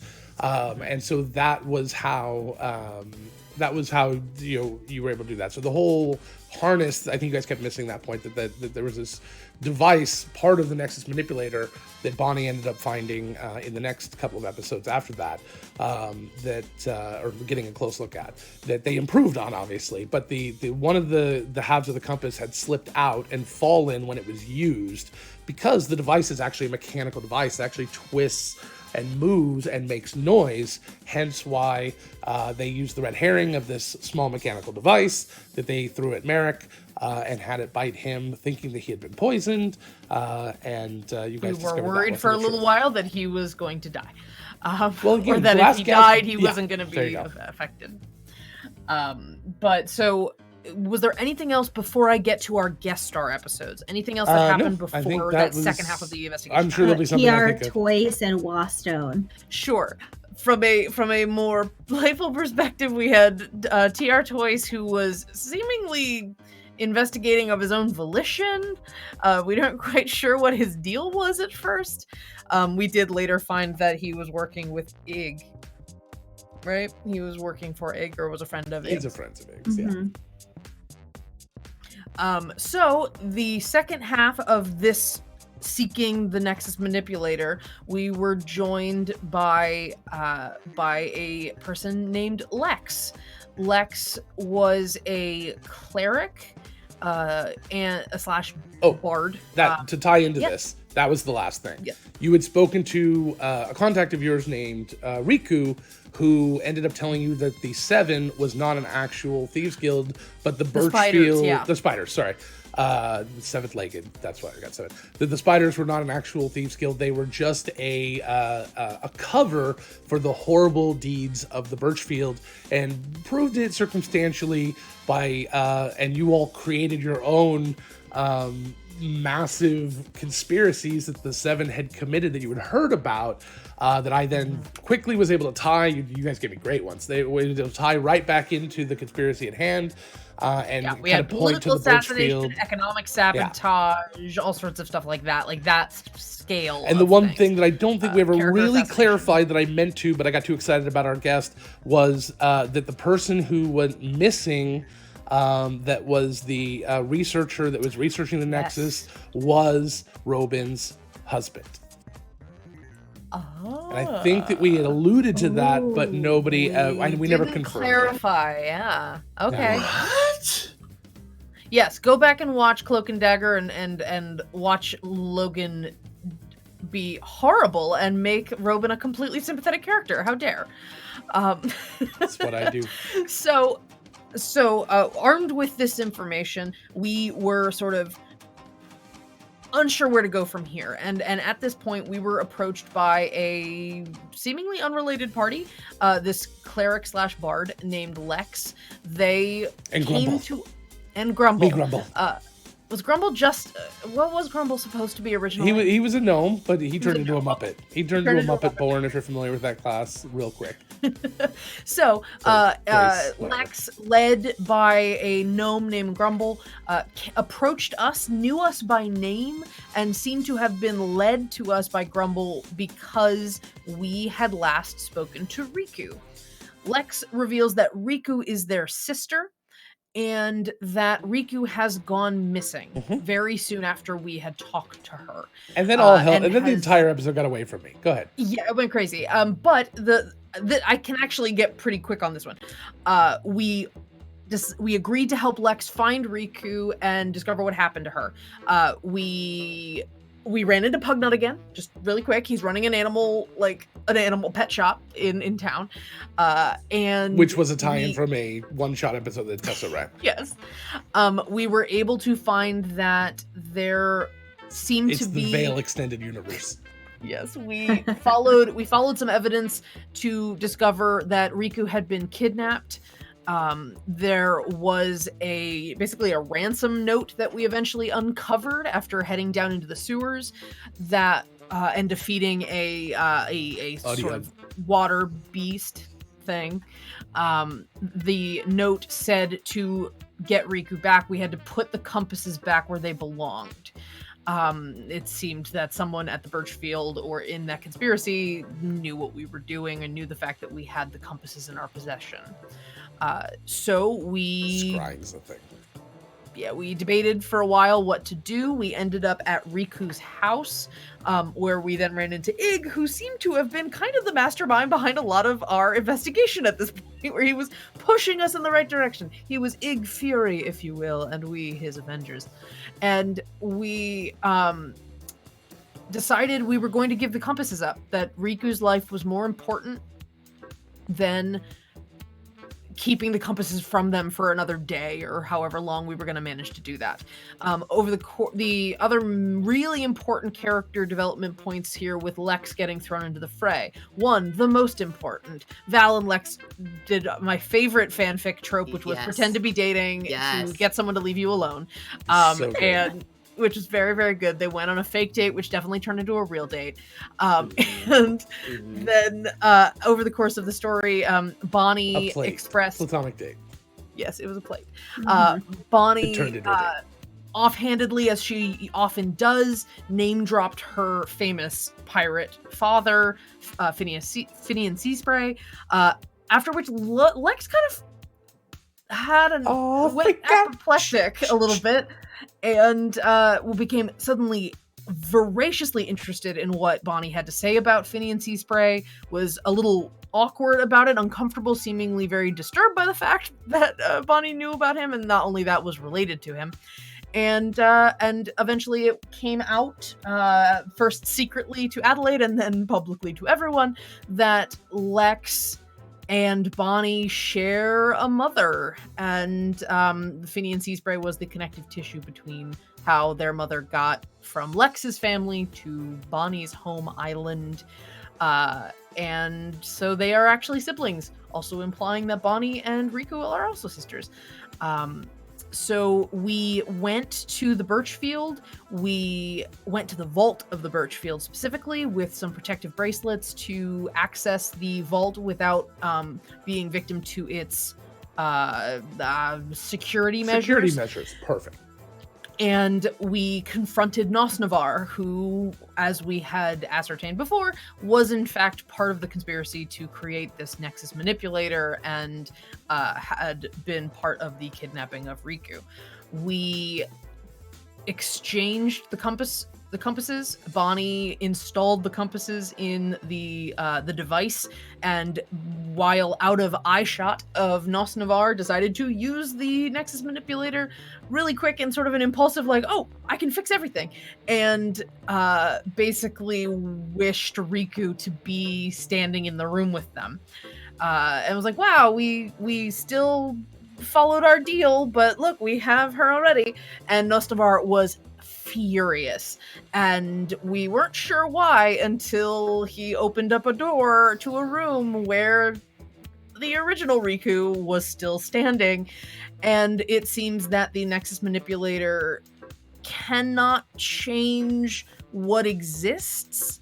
It can like make new stuff or change what's in your immediate vicinity, but not change the reality around it. What is there? It cannot go into the past. It cannot go into the future. It can only change the reality of what exists here, where it is in this, in the point of manipulation that it is touching. So there were two Rikus, and reality was actually changed. In this moment and all moments forward, there was always two, or at least there would have been. If we, in an attempt to solve the issue of not having an extra protective bracelet, Bonnie went to open the door to go grab another one to make sure that the second Riku could leave. And when she opened it, it triggered one of the security measures, which basically incinerated anyone not wearing a bracelet. And so that copy of Riku, the original Riku did have a bracelet. The copy of Riku was incinerated to ash. Because when they got there, one of the bracelets was already missing. You thought that Nosnavar would have had it, but he was in a different area. And Nosnavar made some comment about good luck getting out or something like that. And it became clear in that moment what that meant. And Riku found it hilarious. Yes, she just busted out laughing. Incredibly inappropriate, but I assume that's just how she deals with grief. So we were left with kind of a mostly bittersweet ending to the story arc where we had rescued Riku, which had not been our original intention. We had lost our original intention, which was to figure out how to stop this reality manipulator from being used for whatever purposes it seemed by the Birchfield. The party does not know the state of this manipulator, but the audience and the players do, because at the very end of the story, well, first things first, Bonnie's been officially inducted into Merrick's crime family. Yes. As I described to my husband after the episode, and it very much concerned him, Liara basically pissed all over, going, "This is mine. You're not allowed to touch this, even though you're related to the Iron Roses family through Riku." And so Bonnie's been claimed by the Padfoots. I think that was Lotus Pads. Lotus Pads. Padfoots is adorable, though. That's what baby Lotus Pads are called Padfoots. In the Puppies of Mystery universe. In the Puppies of Mystery universe. Oh my God. Crime family of the puppies, yes! The Thieves Guild, the Puppy Thieves Guild is called the Padfoots. So good. Anyway, that is the biggest takeaway from this entire episode, in my opinion. And every time you have to look for an item, McGuffin, the crime dog, comes on screen. Scruff McGuffin? Scruff McGuffin, the crime dog. Gives you your mystery. That's the narrator. And Kyle's dead. So... Did something fall? I think he smacked the desk. Besides him? You okay? My chair has a little lever that falls out when I laugh too hard. I heard Only when you laugh too hard. Yeah. So, on a slightly more dour note, after this little party and get together with Merrick's mother, where Bonnie was inducted into the family, capital F, we Capital T. got a glimpse a glimpse as players and audience of something that was happening away from the area.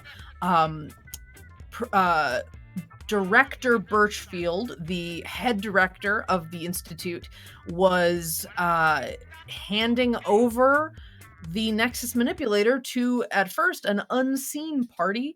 And this person, as the camera panned dramatically, was revealed to be none other than Finian Seaspray, Bonnie's long-lost pirate king Admiral father. Seaspray. Admiral Seaspray. Admiral Finian Seaspray. And dramatic cut to black. That is where we ended. Technically, he called him Admiral Seaspray. We never heard a first name. Can we confirm with the GM that it's Finian Yeah, Seaspray? it's Finian Seaspray. Okay. Okay. Thank you for the clarification. Because we at least in the back end for you guys, we can confirm because I started showing pictures of Admiral Finian Seaspray. So. Okay. But yes, it was Admiral Finian where Seaspray. we last left. The story was You are Bonnie had technically found correct, which is the best kind. Bonnie of found correct. two pieces of. Sorry, I'm just nodding. You can't hear anything you're saying. Bonnie found. Nope. Is it just me? I just can't hear anyone? Is that what's going on?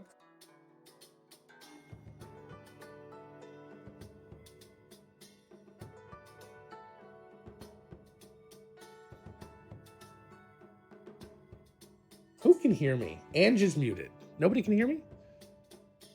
Can you hear me? Medic can hear me. It's the Logan show now. What happened? Did I leave? Did I accidentally leave something? Hold on.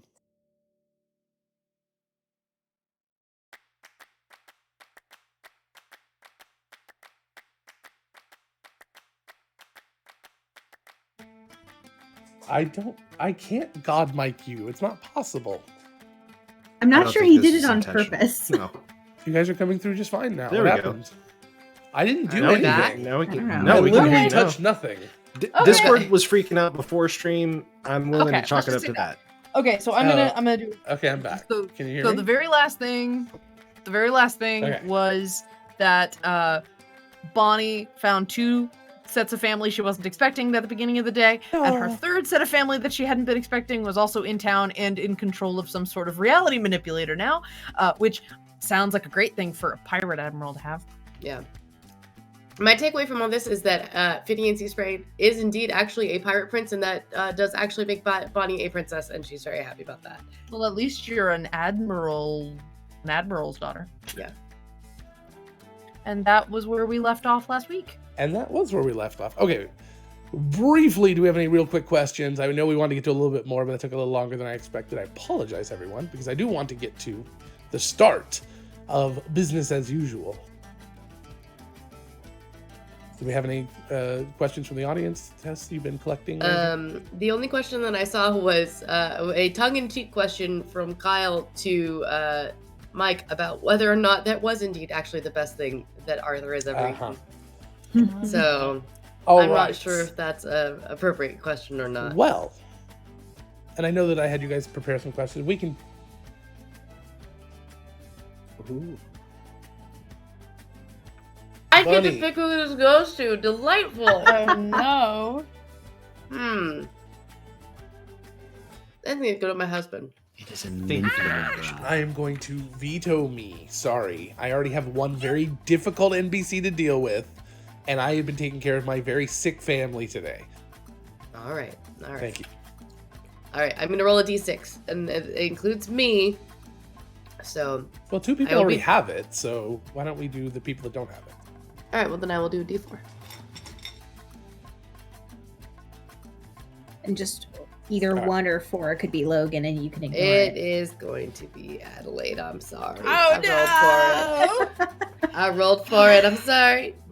Thank you for Logan, the donation, We'll follow up Reddit. on anything we want to talk about story-wise next episode I'm sure. when everything. Spin that wheel. Bamf! Well, there's not gonna be a lot of dice rolling, so we might increase it, take this one to the next one as well.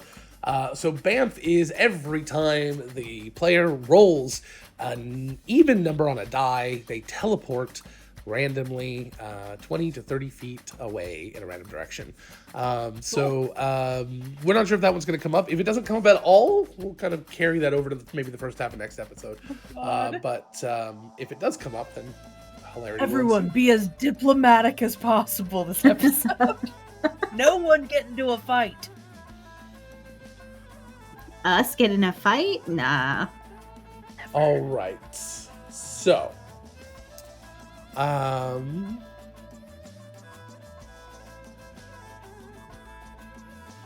hi guys.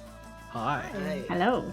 So let's talk about what you guys have been doing for the few days you had until you're called back in by your new handler.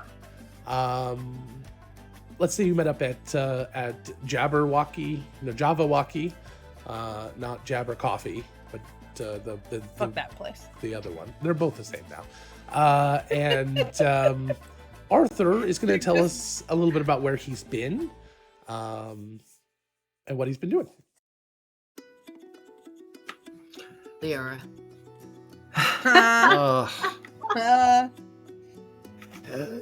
Sorry, guys.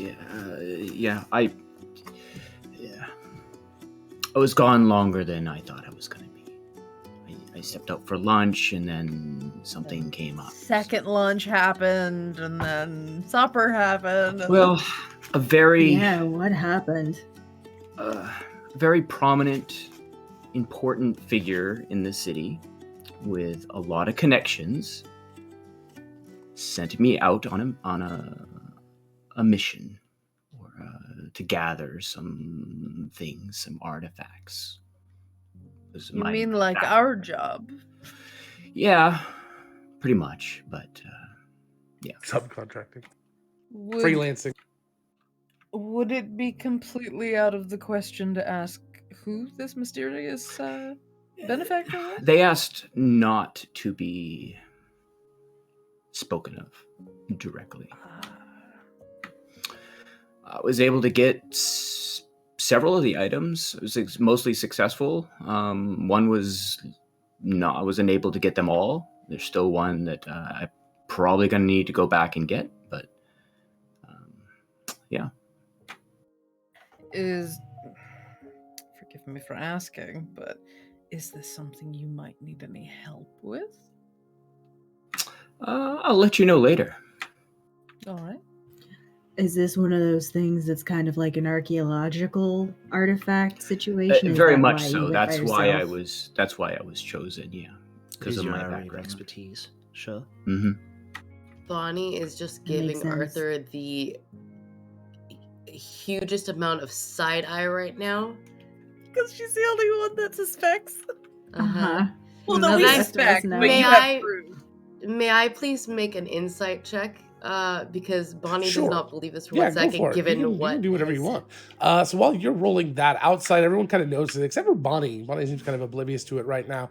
There are 98 people, all dressed in like kind of colorful street clothing, and they all have taken cups and stirrers and lids and various coffee stuff, and they are outside, and they are performing some sort of stomp like musical number by clinking glasses together and drumming on things with these stick stirrers and things, and every once in a while they just yell out either coffee or Bonnie, and it's part of the rhythmic sound to it. And I forgot about my wheel, so pretend I was talking like this when I was telling you about it.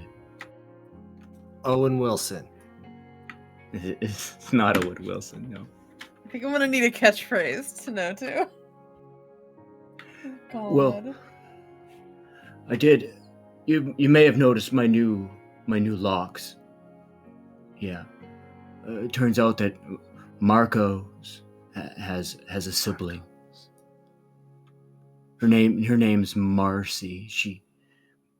She makes wigs, so I have a new wig now. That was a 25, by the way, on my insight check.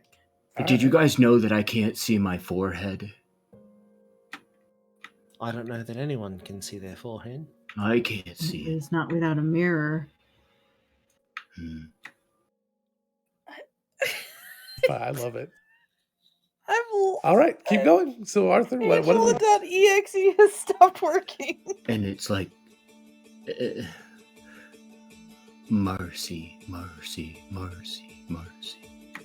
The same thing, it runs in the family. That's an interesting family trait for them to have. Well, this is what Arthur sounds like now. Yeah. Are you It's cousin only an Oliver? hour. It is coffee an instrument? I think coffee's an instrument. Patrick from SpongeBob? Yeah. Wow. How did you get that? Oh my god. Is coffee an it. instrument? Because my brain Oh, immediately went to, no. is Perfect. mayonnaise an instrument? Jeez. Oh my we have god. we have okay. an NPC. Yep. You guys Griffin. keep going. I'll work on this. What just happened? I missed Okay. it. We have an NPC. Thank you, Critical Thank you, Bard. Critical Thank you, Bard. Critical We love Bard. you We very love you. much. Dear God. Who's role-playing Patrick? I missed the NPC. No, it's beautiful. Don't worry, it's in chat and Logan's gonna handle it. Okay, yeah, I'm gonna handle that all right. I had to write that one down. That guy's coming back. Recurring character. Go ahead. He'll be here in a second. Bonnie, your genius is showing. Huh? I don't have to talk like that anymore. You've discovered my Oh. my talent. So, Is there anything else you'd with like the to know? 25, with the 25, do I believe him, or is something fishy as heck with that story? Everything he said was true. I was telling the truth. Just being super cagey about the details. Well, I hope it pays well. Yeah. Let me just say it was worth it. I bet. Well, that's good Glad at to least. hear it. Bonnie is wearing her coat, a scarf, like completely just bundled up, and has a cup of tea that's just underneath her nose at this point, just kind of. Ew. You look terrible. Are you alright? I'm fine. I'm good. I'm totally okay. She's not. Someone's got a Shush you. case of the fishmans. It's just a cold. I'll be fine.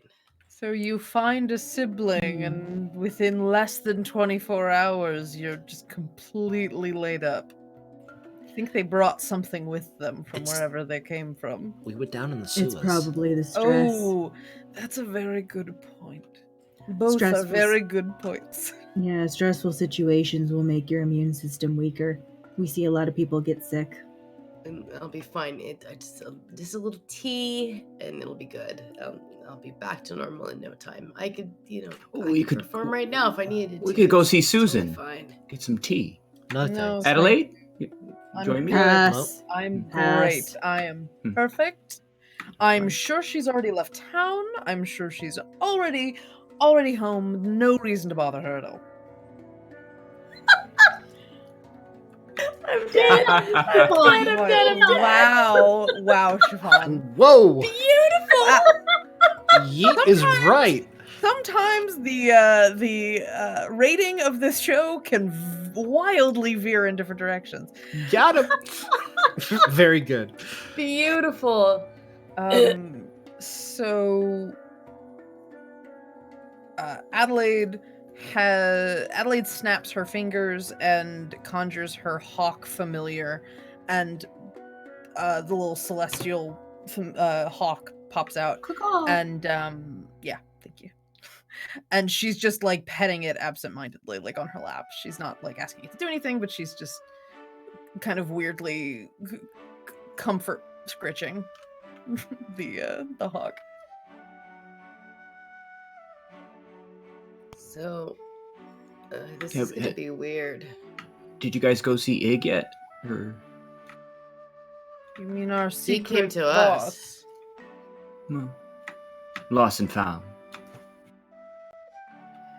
We have not attempted to go to the Lost and Found today, no. I've I guess been a we little could. cagey about the Institute in general today. I mean, we're gonna have to go back sometime. I know. Just not looking forward to it. Which I never thought Good night, I'd medic. say. Night. Never thought those words would come out of my mouth. Same.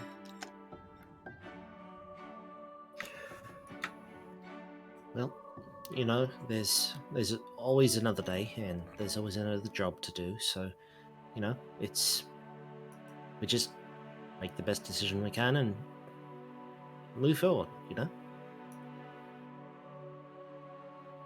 If you all go ahead, Bonnie.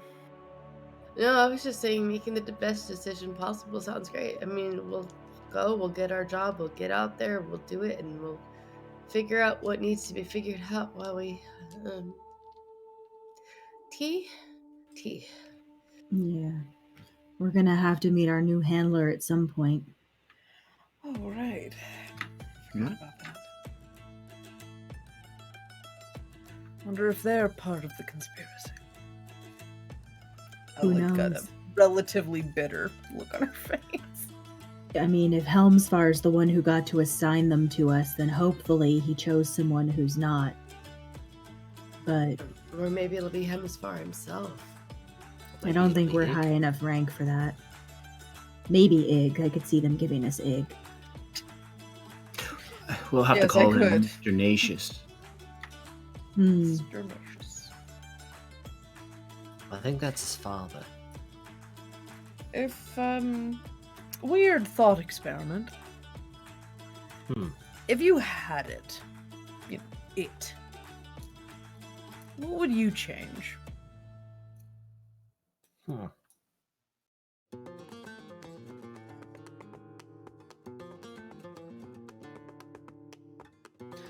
I I think wouldn't have a cold right now. I think I would Simple. lower the market price of Scuttle Claws. 40 gold a pound is way too much. I mean, make them more available. I don't know, Adelaide. I mean, it was really strange to try and use it. It kind of messes with your head a little bit. godlike power. There's not much you can control. It feels a little unwieldy. You can kind of feel everything, and it's just overwhelming. I don't know that even if I had the chance to use it again, I would. And that's why we call it a thought experiment. I have to be honest, I don't know that I would change anything. I mean, there's bad things that happen out there, but everything's a balance. Life, death, the plains and the fields, the joy and sorrow, like everything has a balance point. If I did something wrong and tipped it in the wrong direction, something worse could happen. Is it balanced, though? I mean, It's a type of balanced, I suppose. Nothing's Balance. perfect. balance doesn't mean fair either. There's plenty of people suffering out there that are just on the wrong side of the balance scales. Maybe I it's know. one of those things that, like a pendulum, you know, so it spends time on one side and then it spends time on the other side and then it goes back and forth ad nauseum. Infinitum. Ad nauseum feels more appropriate for the current situation. That's what Bonnie's feeling ad nauseum right now. This episode brought to you by Vicks Vapor Rub. By Dayquil. It's not. By generic. By Menon. Ricola. It's too soon to bring up Rico. We lost one already. It's It's too soon. Well, to be fair, we Well, only so had it I'm for, told. like, I 5 wasn't seconds. there. It's Thanks alright. for filling me in on all that information. Are you gonna talk to her again at some point soon? My sisters? Yeah, probably. Mm-hmm. How you mean- doing with all that? I'm doing okay, honestly. It's kind of fun to have siblings. I've never had them before. I always wanted them, but I'm a little less eager to find Finian now. After all that. Dads being dicks will do that to you.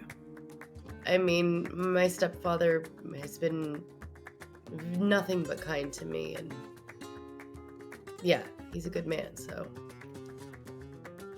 If there's one positive thing that came of it, I hate to play the Tanare's advocate, but you're all around. You and Riku and Lex. There's You that. all seem of higher caliber than Mr. Seaspray. At least based on action.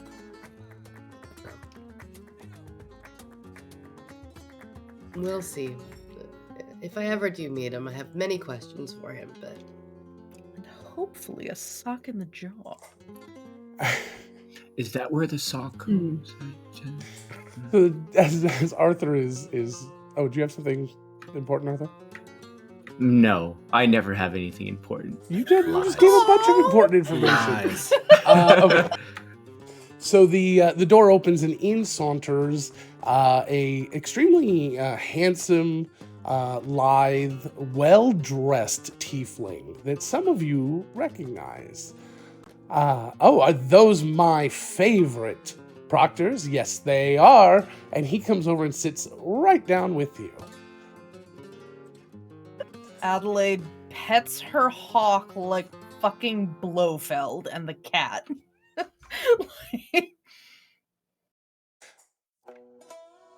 Like, good morning.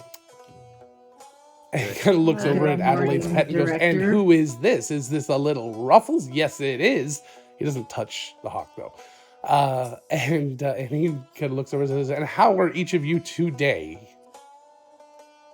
I'm well. How about yourself? Have I met this person? You saw them at the party, I think, and that's it. Okay. This is one of the directors of the Birchfield, Panache. He goes by Pan. in Pan every by sense of the name, word. Pan by reputation. Mhm. I love him. Adelaide doesn't. So, doing fine, Director. Thank you very much.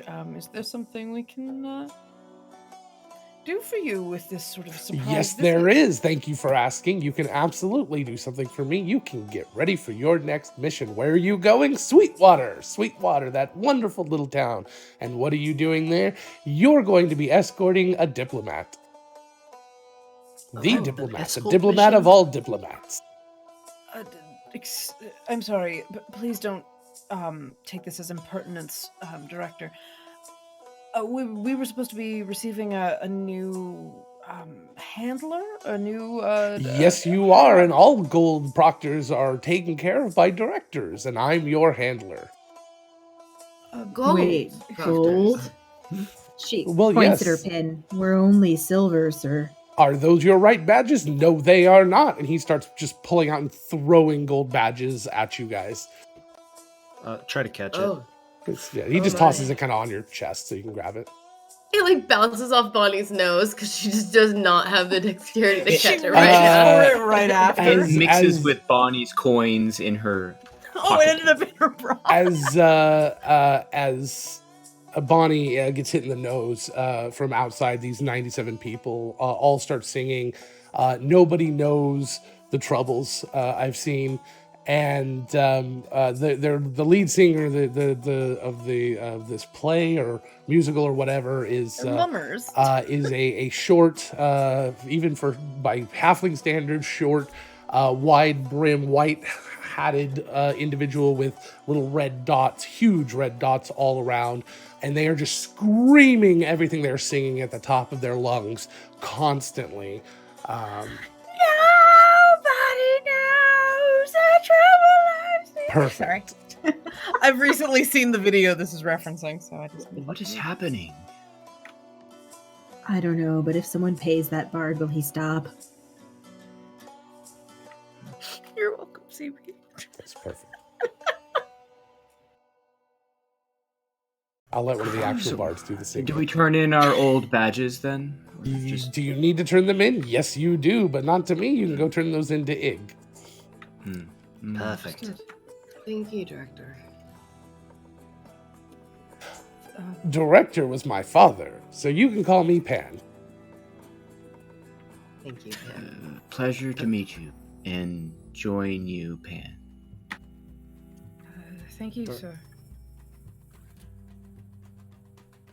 Adelaide does not put the pin on right away. She has that similar pause that she had the first time they got a pin, but this time there's that, like, it's not awe so much as hesitation this time.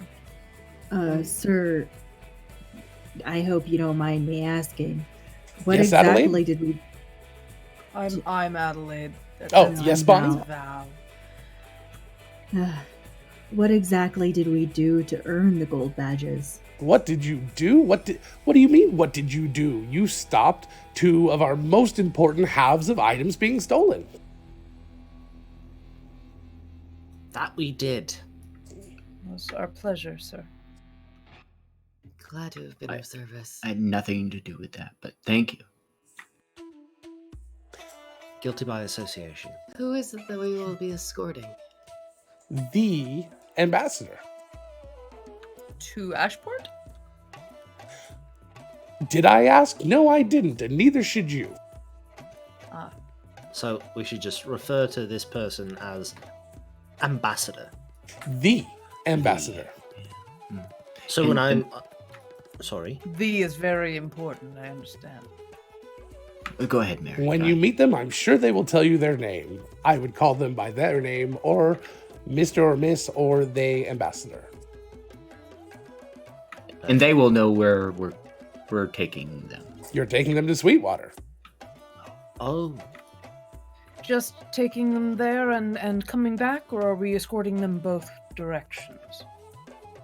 Did I ask that question? No, I did not. Neither should you. Is there a train So we live in involved? Sweetwater. You will now. be taking the train, yes. Of course. It's always a fucking train.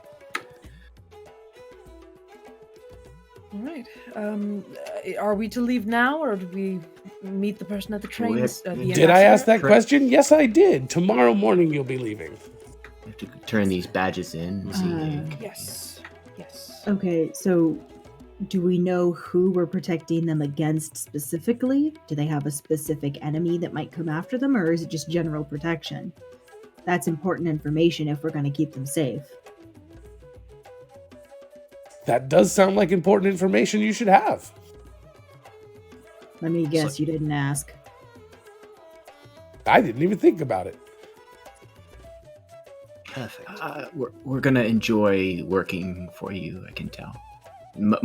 Adelaide the most. I believe Director Birchfield said that your loose style and my loose style would come together perfectly. And he just kind of grins at each of you. Director Birchfield spoke of us. Director Birchfield always connects golds with the directors. You're my Excellent. first. Oh, So are you. It's a privilege. Bonnie is attempting very hard to be her charming self. So she's trying so very hard to make this as unawkward as possible. Just let me mark this date down. Lost my virginity today. First time. Lost your gold virginity. so what are the trappings of being a gold are there?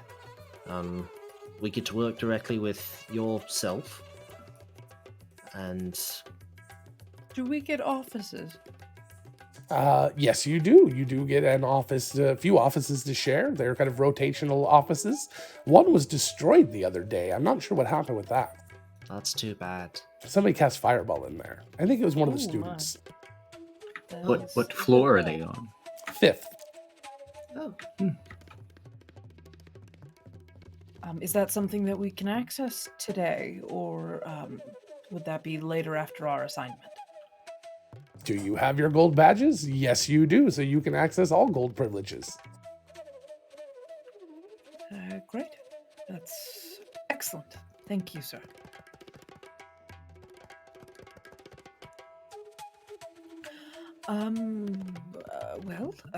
I am afraid, Director, I am absolutely abhorrent at small talk. Would you like some coffee? Same. I don't drink coffee for personal reasons and religious reasons. Oh, then I apologize if I offended. There's one of the gods that doesn't approve of coffee. Yes. And he just kind of stands up. So, will you need me today? No, you won't, because you are very good at what you do. And he starts walking out. Adelaide will stop. stand up to talk quietly with him, but she is uncertain that he has the capability of lowering his decibel level. Director, I had a question. In the event that would it be possible to get an appointment with Director Birchfield? Can you get a Director Birchfield appointment? Probably not, but I could put in a word. I would appreciate it. Thank you. Mm-hmm. That was it. Thank you, sir. I'm not sure the formalities required. And she puts her hand out to shake his hand. He'll shake your hand. Enjoy your day, sir. Kind of nods and waves, and on his way out, he'll stop by and kind of sit and flirt with a gentleman at the front door there a little bit. What a fucking peacock. And she will sit down with everyone. As soon as he's gone, Val's head just hits the table. But What, you're not ready for that energy level in the morning, Val? No. and you've roomed with me on several occasions. But you actually ask questions and get information and try to know what the fuck you're doing. You don't just go, did I ask that question? No, I did not. And carry on with the conversation. Val, he's still here. I said I waited till he was gone. Oh. He's going to be there probably the whole time you are. He's flirting with someone. Oh, okay. Well, then she says that quieter. All right. We should go to Egg. Yeah, Egg might actually know what's going on. sure. And somebody pay that bard on the way out. I've got it. Don't worry. As you Don't guys punch him, are heading out, you hear Panache say something along the lines of of course you're in a relationship, but you might be polyamorous.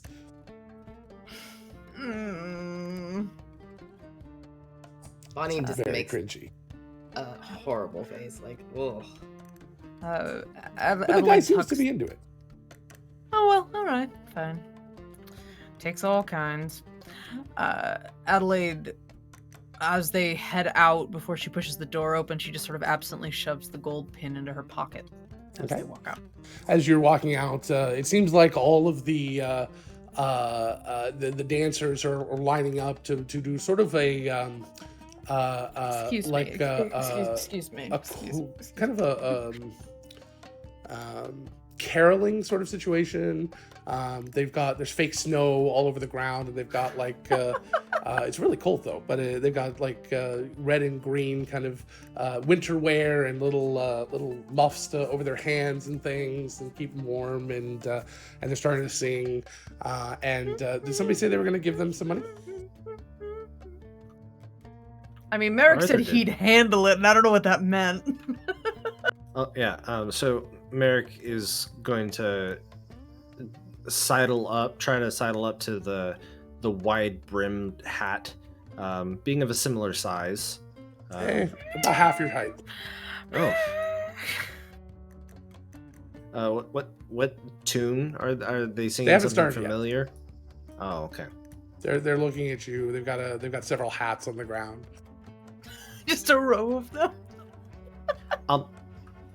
They all Big different Pop. color. Yeah.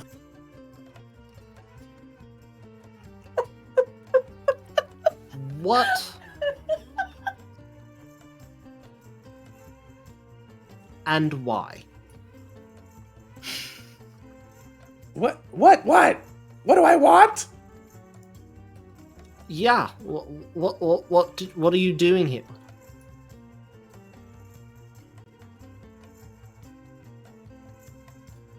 Oh shit.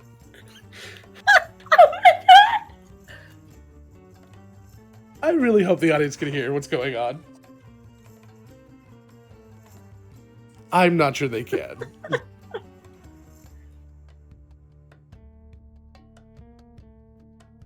Can you hear us, audience? No, I don't think they can. No. It's for the best. It's for the best. Oh, basically, someone screech singing "All I Want for Christmas." Oh, Fennegoons, oh, they yes, they can.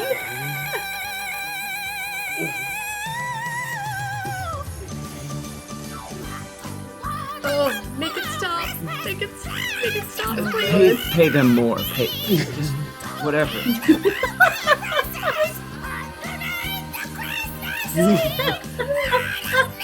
Let's go. Merrick is just partially entranced by the floppiness of the brim of this hat as he's bouncing. We're gonna get in so much trouble. Copyright. Okay, I'll just cover it in the podcast. What do you?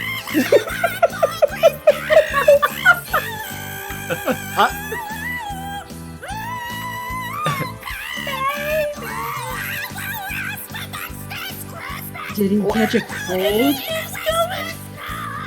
We're good, Logan. Can you quietly fade it out as we walk away from this monstrosity? As soon as Merrick says he's walking away. Merrick, What? come. No. Just let it. No.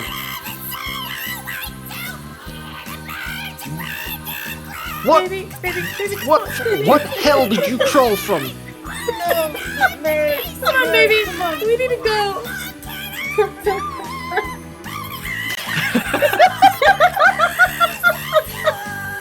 You're creating No, a I'm- Grinch, I- Logan. I am paying, please. Stop. Just keeps putting coins in. Please. Just stop, please. Have you thought that maybe no. that's making him do it more? I don't even know.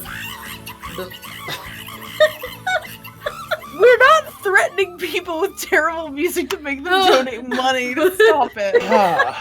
We're not cold stone. Holy fuck. Hey, somebody paid good money for that.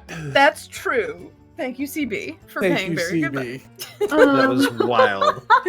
There was still 4 minutes left, just to be Oh clear. my Thank god! you for ending it.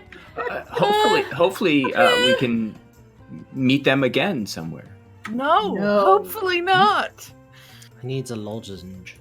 Oh no, Froggy's A definitely gonna lozenge. come back. at one But point. but I will say that was useful in taking a metaphorical ice pick to whatever my brain was fixating on. So let's go talk to Ig. Kyle, thank you for making that scene. What and why? When I saw the description, I was like, is this what I think it is? I need to alley-oop this. Yes. Oh, so good. My first exposure was Chandelier by Sia. I did not hear the Christmas one. From the chandelier. God. You know, Chiffon, If- you've only seen 3 episodes. You don't need to call me out so much. You have this no early. idea No, how she smug he binged. can get. She, Oh, she I has didn't been know that. She said binging. she binged, so she's seen a lot. She Or at knows. least heard. She's heard She the evidence. knows. hmm Oh, that was so good. Sometimes Okay. they're just for Logan, Yeah. and sometimes they're for everyone. This one, Sometimes I'm they're not my sure gift to for- the world, and sometimes they're CB's gift to the world. I need to clip that So- scene. I'm fucking gonna be dead. Okay, go ahead. Let me make a note. I'll make a Bonnie's note. like holding her head as they're walking away, just like, ow. Val just Her reaches. bow tie is like now trying to like sing along because she's wearing it. The David bow tie. Val just reaches over and starts massaging Bonnie's temples to try to help. While we're walking, that seems challenging. Bonnie's smaller than me. Oh, yodeling up at smaller. Never mind. Jeez. All right. Thank well, you. That was something. Let's never speak of it again. Deal. no, I have a Adelaide feeling. will literally shake on it with this is a blood pact. Careful, Arthur did that. What? Yeah. Oh, don't worry about it. I'm not sure how much this is Bonnie being cold addled or Tessa being cold addled. It's good little of both. Method acting. Yeah. Yep. So we head towards the birch field. I didn't do it. We've got a new subscriber. Thank you. Oh, thank you, Critical Bard. Welcome to Shenanigoons. We love that. We're going to dance and walk at the same time. Subscribe. We're waltzing. Val, I didn't know you knew the 3-step.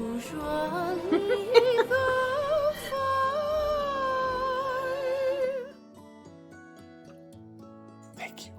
Perfect. Thank you. Okay, so things could be worse. Don't- We have our new handler, and we're gonna go see Ig, and we have a new Hmm? job, and that'll make things better for a time, right? We'll escort what is invariably an obnoxious and intolerable person, but it'll only be for temporary, and then we'll be done. That's rather presumptive, Adelaide. It's just, You know that- just the numbers game, Merrick. So we've run into Susan the Lesser, who is just She counts as 10. right. So we're due a good one, right? That's not. Alright. I You think play you're the letting odds Val's long enough. balance talk to get to you too quickly. All right, so you guys make it to the birch field as we change the scene down into the basement where they keep all of their old people. Just the one. Just the one. Who's Well, not there's even the- technically that quartermastery old. stuff. All their equipment stuff. So you make your way down the stairs and over to the bench. Ig is behind the counter. This very incontinent and elderly dwarf. At least that's how he acts here at work. And incontinence might actually be a real thing, but the idiocy or the absent-mindedness, you are sure is not anymore. Although he doesn't seem to ever drop that here at the Birchfield. That quarter bastard. Oh, hello there. Hello, Ig. How are Hi, you? Ig. I heard you got a promotion. We did. Yes. Yep, and we've got Director As Pan. 98 people up the stairs start to sing, everything's coming up Proctor. I Hey, really need this job. hey man. What's happening, Ig? Oh, Arthur, right? Yeah, man. Arthur, I That's just thought of a Arthur. great way you could have gotten around this by just doing famous Arthurs. If I only knew a couple, I should have King stayed in Arthur, school. that's one. Sir Arthur I Doyle? think I'm heading back to school, in fact. Arthur? Logan, I would like to sing what Matthew suggested. Go for it. I've got a golden proctor. Perfect. I've got a golden proctor. I've got a golden pin on my lapel. Hey, Da-da-da-da, hey, da-da-da-da. hey, Egg. Ig's like, oh my, no. Hey, I was gonna say Do you- all those He's old like, people were bedridden. One of them got up and started moving. Ig's Yeah, I was gonna say- incontinent. We don't want to see it heal Ig. We don't want to see He him just do a starts soft. like right into the bathroom. Oh No. no! Hold on, Egg. Hey. Do you have a joint? I several. They all hurt when it rains. Mm, Oh. no, man, not that kind. No, I don't. I'm sorry. It would have been a lot cooler if you did. Oh, that's good. Nobody guessed. Let's just move on. Make him do I it was all gonna day. go, No, Is man. it Mike? All right. Hey, Oh, somebody it's- guessed that All right, correctly. good job. Yeah. That was in Did it in chat. chat, Somebody guessed sorry. correctly. That's fine. We're counting it. Did I miss chat? Did it disappear? No, I No, put it That in was Zoom a group very chat. Oh, Zoom bad. chat. I am. I thought This it was is good. I'm practicing. Yeah, It was very good. I loved it. All right. So, 3 times. welcome. All right. Yes, all good. right. Congratulations on your promotions. Thank you. sir. Thanks. Yeah, we've Take got this. Director Pan supervising us now. Yes, I've heard. Congratulations on that as well. He'll be very good for you. Really? Yes, he won't notice any of your incompetence. Fair enough. Or the incontinence. He notices that. He is a peacock after all. So, do you happen to know who the ambassador is? The ambassador. I don't think you need to worry about her. Oh, Okay, that's already more information than we had, so thank you. so what is she the ambassador to? Yes. She's an All of it. ambassador for hire. Huh. Like, Mercenary A ambassador. consulting ambassador. so gets Like hired a to make. mediator. She becomes the Making ambassador peace. for multiple people. Like she goes in and mediates sort of disputes. Huh. All right. All right, that does sound, well, not as bad as we had anticipated. Yes. Would it be safe to assume then that our job as protectors of the ambassador would mostly involve perhaps protecting her from parties that would want to disrupt said peace talks? Yes, Something but like I don't that? think she has any work right now. Hmm. Oh, well, would it be She's safe been then? retired for several years. Hmm. Did she used to go by Judy? I think she was. Yeah. Yes, she did. She definitely Yeah. went by Judy. She was a judge, yeah. Yes. I remember that. That's good to know. We have to escort her to Sweetwater, so Oh, she's going for the festival, Sweetwater Revival. I have wanted to see that. I've never heard of it. I'm just like death. It's good. So A little bit better music than we hear here. Yeah. yeah. Bonnie, you could sing there. That would not be to get- good right now. Yeah, not to singing get- would be fun. Maybe you should. No. We're gonna get you some honey, and you're going to not Mhm. overtax yourself. You will convalesce. I'm fine. Okay, Stand on one foot for a few seconds. I can do that.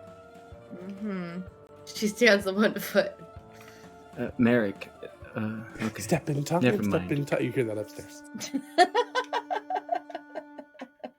Your hands just looked perfectly placed, so it's fine. Pretty much. Let it go. Perfectly placed to catch. Mhm. being polite. Ig, not to get right to business Yes. too quickly or anything, but as Adelaide grabs her pin out of her pocket. So as gold proctors, what's different about what we get access to in terms of equipment? Not much. You can requisition things now. Ah, So if there's Alright. something you need or want, we can get it made. interesting. Okay. And what's the wait time? It depends. Okay. On the request. Yes, some things take a lot longer than others.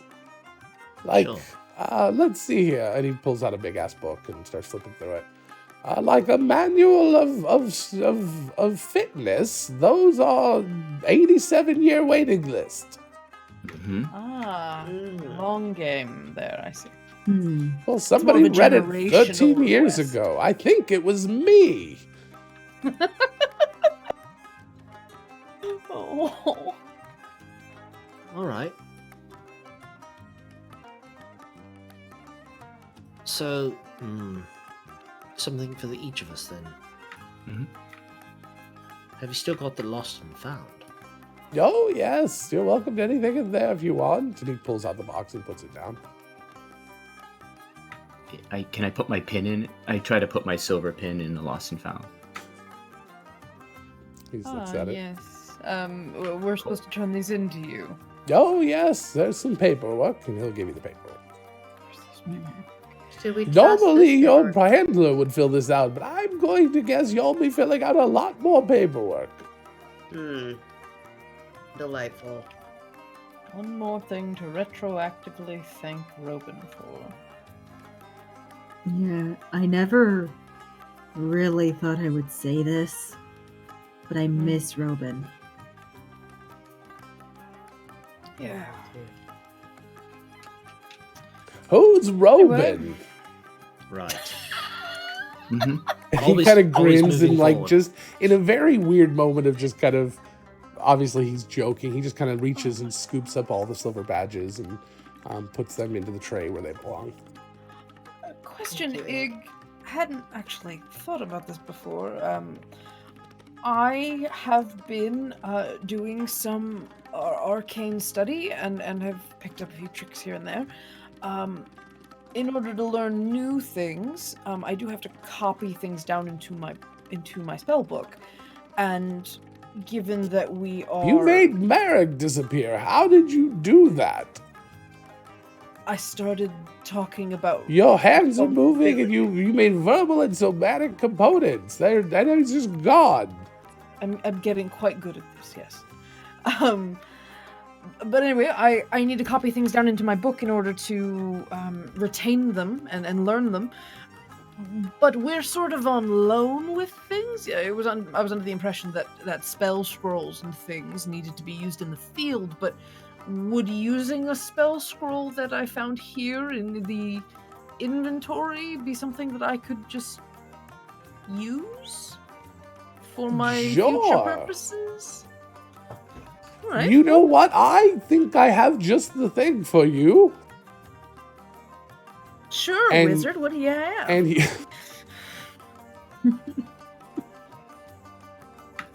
Pay no attention to the man behind the if I counter. only had a brain, starts to go If on I upstairs. only had a supportive family life, what can you Ma- do for Ma- that, Mr. Wizard? Merrick has gone to pay this thing. Here is this spell book that I discovered. It's got a few spells that you probably know most of them, but you don't have to actually scribe in it.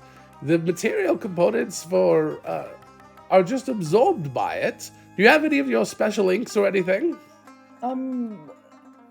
I can get them fairly quickly. I have didn't I have actually some think right about- here, and he just takes out some of this special ink and he pours it onto the book and just kind of absorbs right into the book. And then it's all there, and then you just speak the words. You just cast from a scroll or whatever, it just puts it instantly into the book. It uses a little bit more ink than normal, but it completely does it. And it holds like 4 times the amount of spells that it would normally hold, and it already has some in there. It's called a speak and spell. Oh my god. Mhm. Adelaide doesn't even blink at the bad joke. And It's just not a joke. That's the name of this magic grabs item. The book. It's beautiful. Love you, chat. Better that than Siri or Google. I just came up with that, by the way. This. Forgive my elvish, Ig, but this is fucking awesome. You're welcome. I have a little bit of. It won't come off. It won't wash off. Pixie paint on my chain shirt. I was wondering, maybe I could get an upgrade. You want more caustic paint?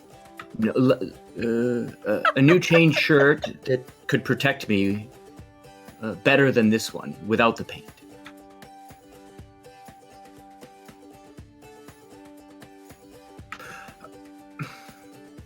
So hold on, Logan's trying to come up with a joke. Oh, I'll give you time, Mig. It's All fine. right. What else? You do your best thinking in the bathrooms. Nothing else. That's all I would like.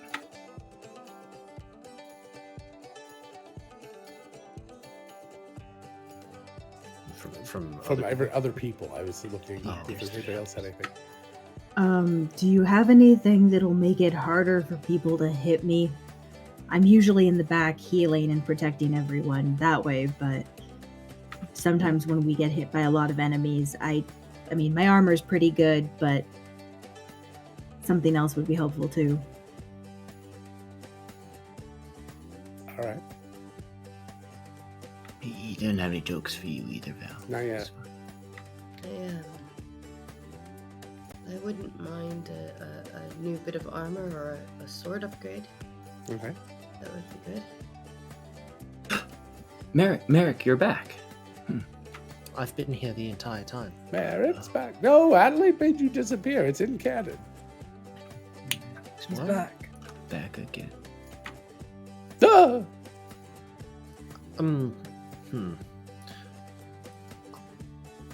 I think that I would like.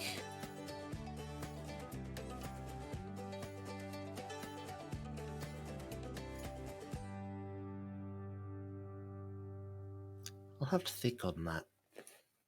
All right.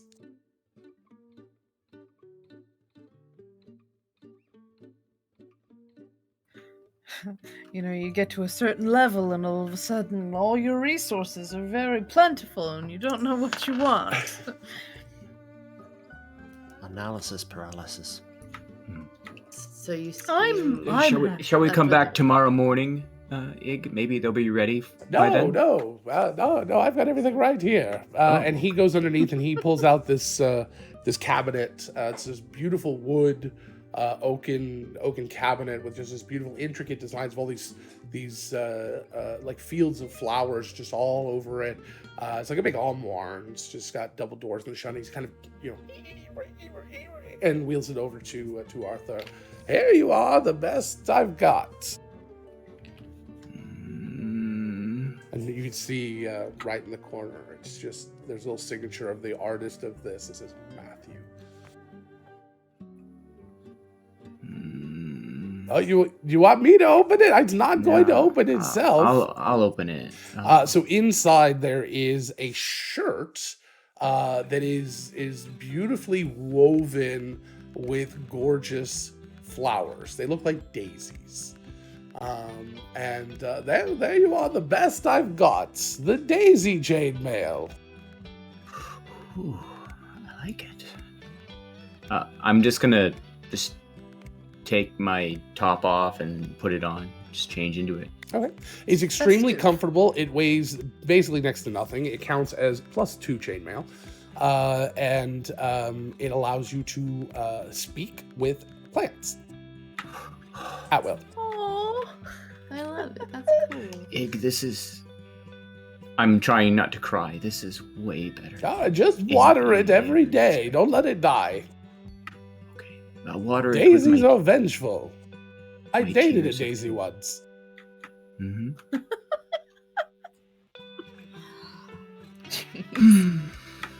Can I keep the armoire too? No, that was a gift from Matthew. You should give it like lots of legs. It make it move faster. Then it would be a legwar, and that would be horrible. That's true.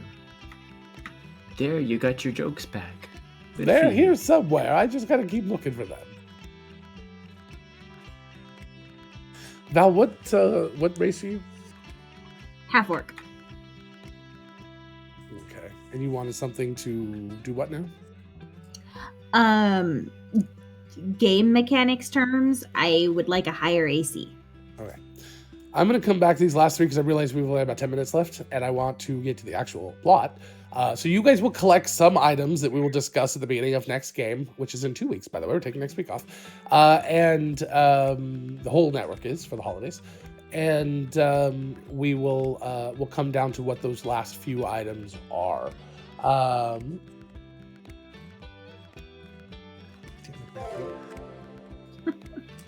Thank you for the follow, Iron Planter. Iron Did they Planter's plant peanuts. the daisies?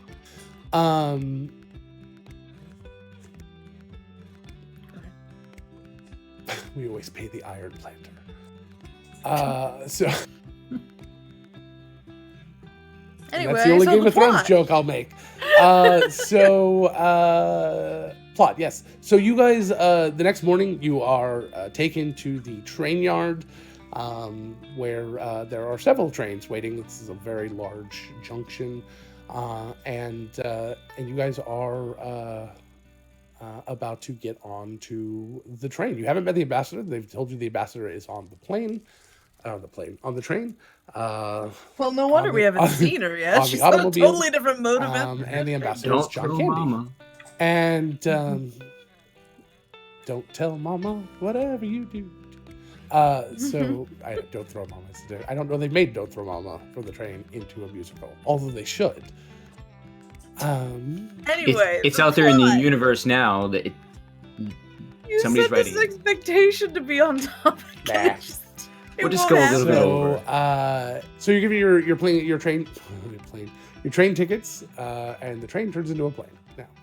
So you're giving your train tickets. I got a sentence in. Calm down. It's a plane train.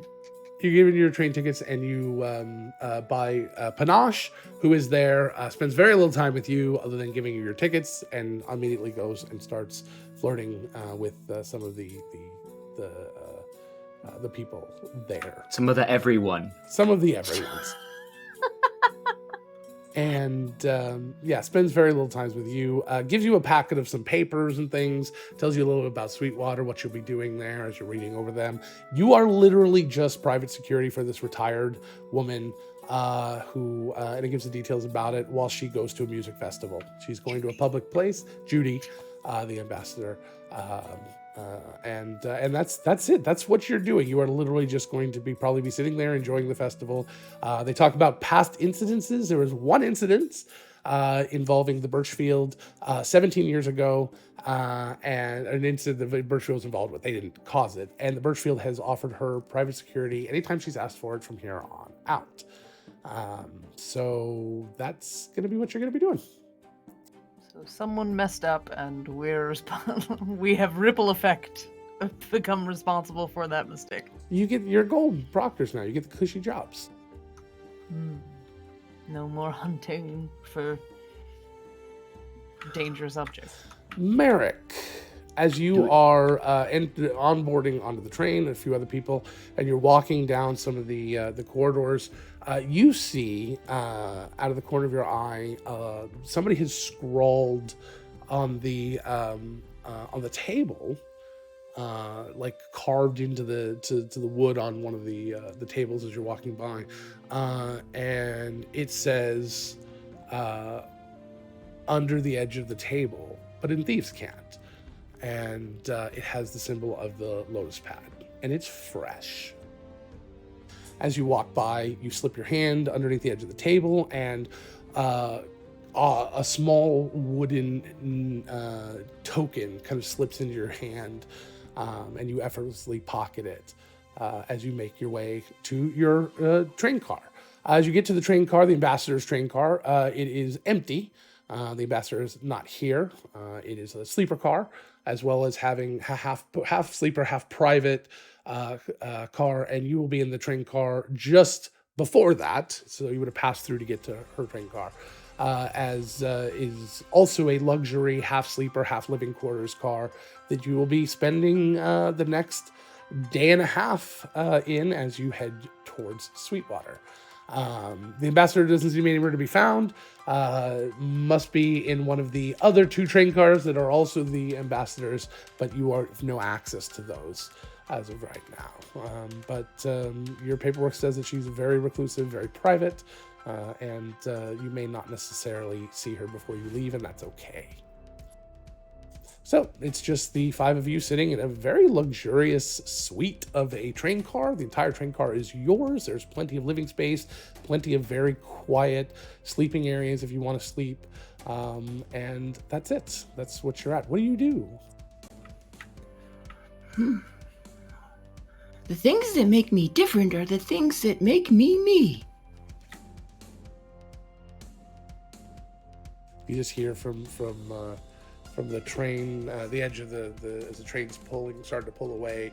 You hear Bon Voyage being sung from. Thank you, Winnie the Pooh, for that inspirational. There you go. And of course, screaming at the top of the lung is Froggy out at the front, and just to say goodbye, one last little goodbye, and you can hear Froggy for a long time as you're pulling away.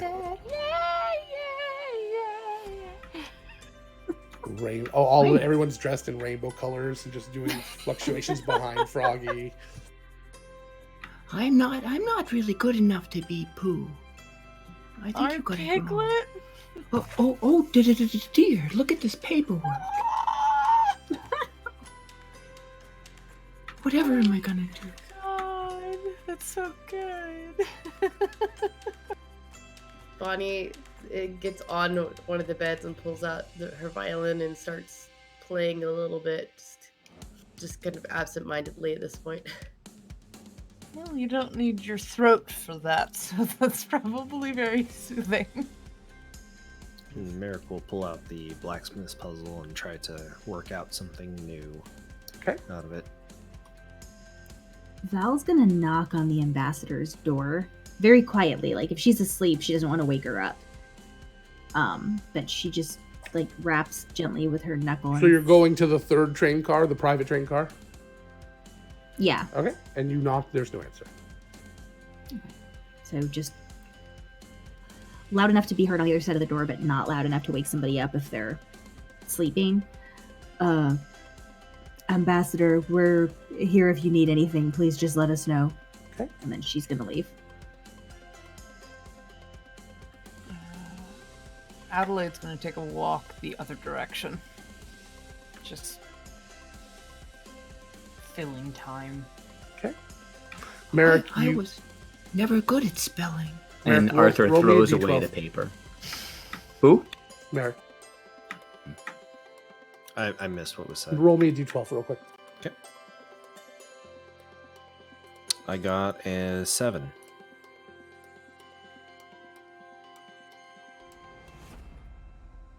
So you were able to take the blacksmith tool and turn it into the shape of a coffin. And as it does, it grows into a full-sized wooden coffin and just kind of flops onto the ground there right in front of you. There's nothing in it, but it's a coffin. How big is it? A full-size, human-sized coffin. I go lay in it. omen. Okay, you lay in it. It's actually quite comfortable.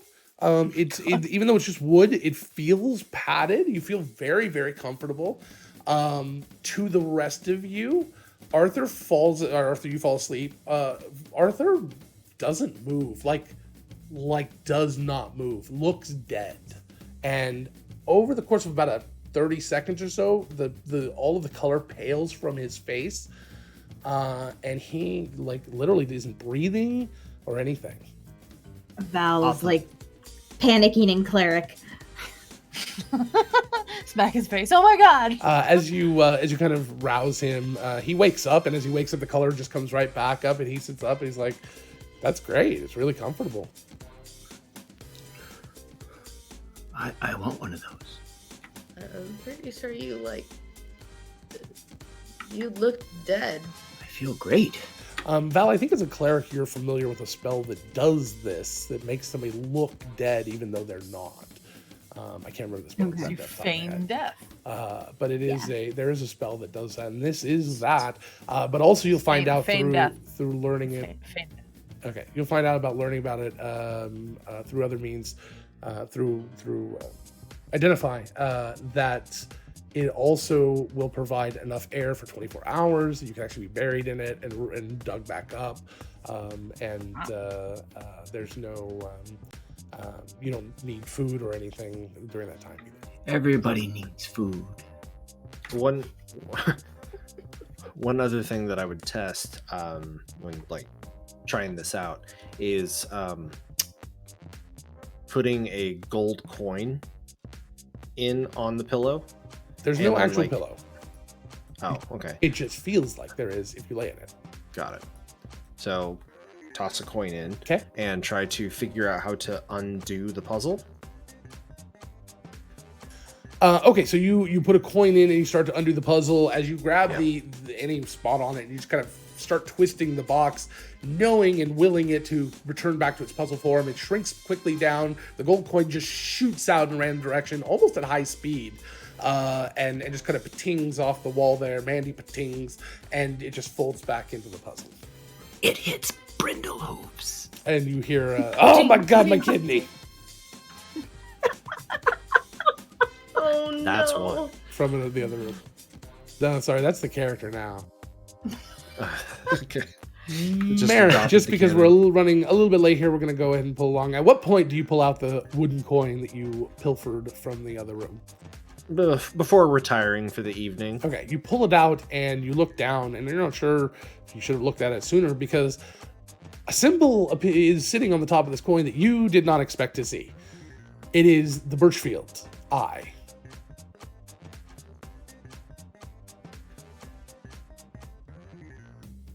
Does this have any significance as far You as have wooden tokens seen and dead drops? a lot of wooden tokens like these before.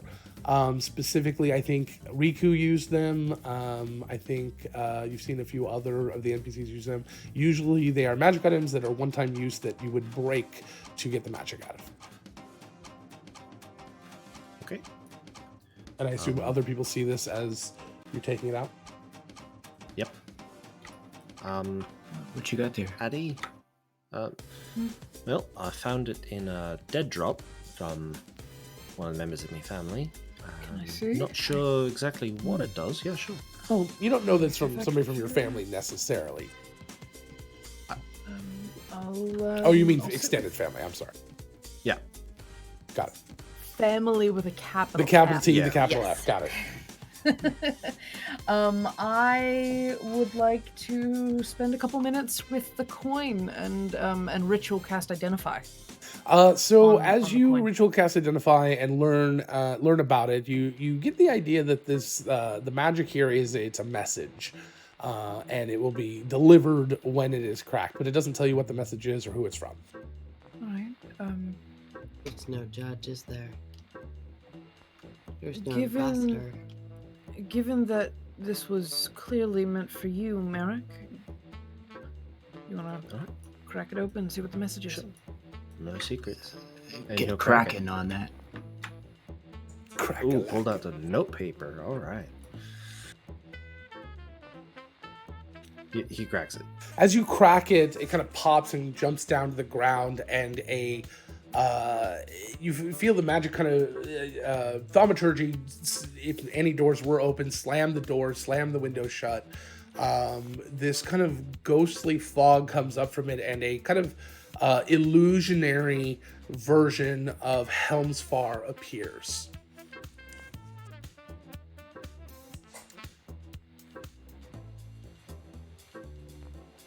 Hello? Hold on.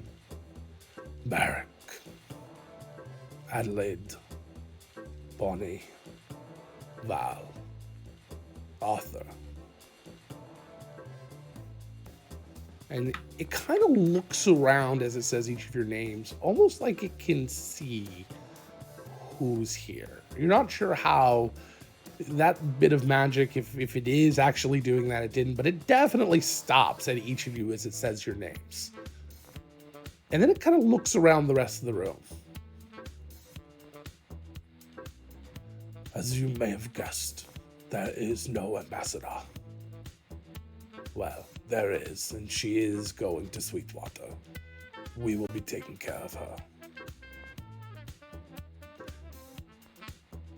I will fill you in on your return about how it went, in case we still need to keep up appearances. But for now, we need you to go to the Burning Oasis. Now, the Burning Oasis is a desert. It is the home of an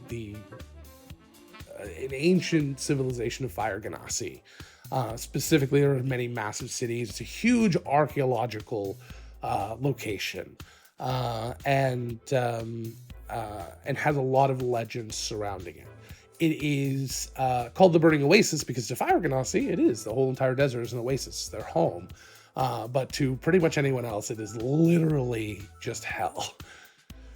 It is very, very closely tied to the elemental plane of fire. You must go to the city of Ibreth. I believe Arthur has come from there, having recently taken a job for Liara. He can guide you. We need to find a relic called the Lotus Guide. It is a lantern made from fire salt. A pink rock salt which gives off light. Find it. Bring it back to me. Trust nobody else.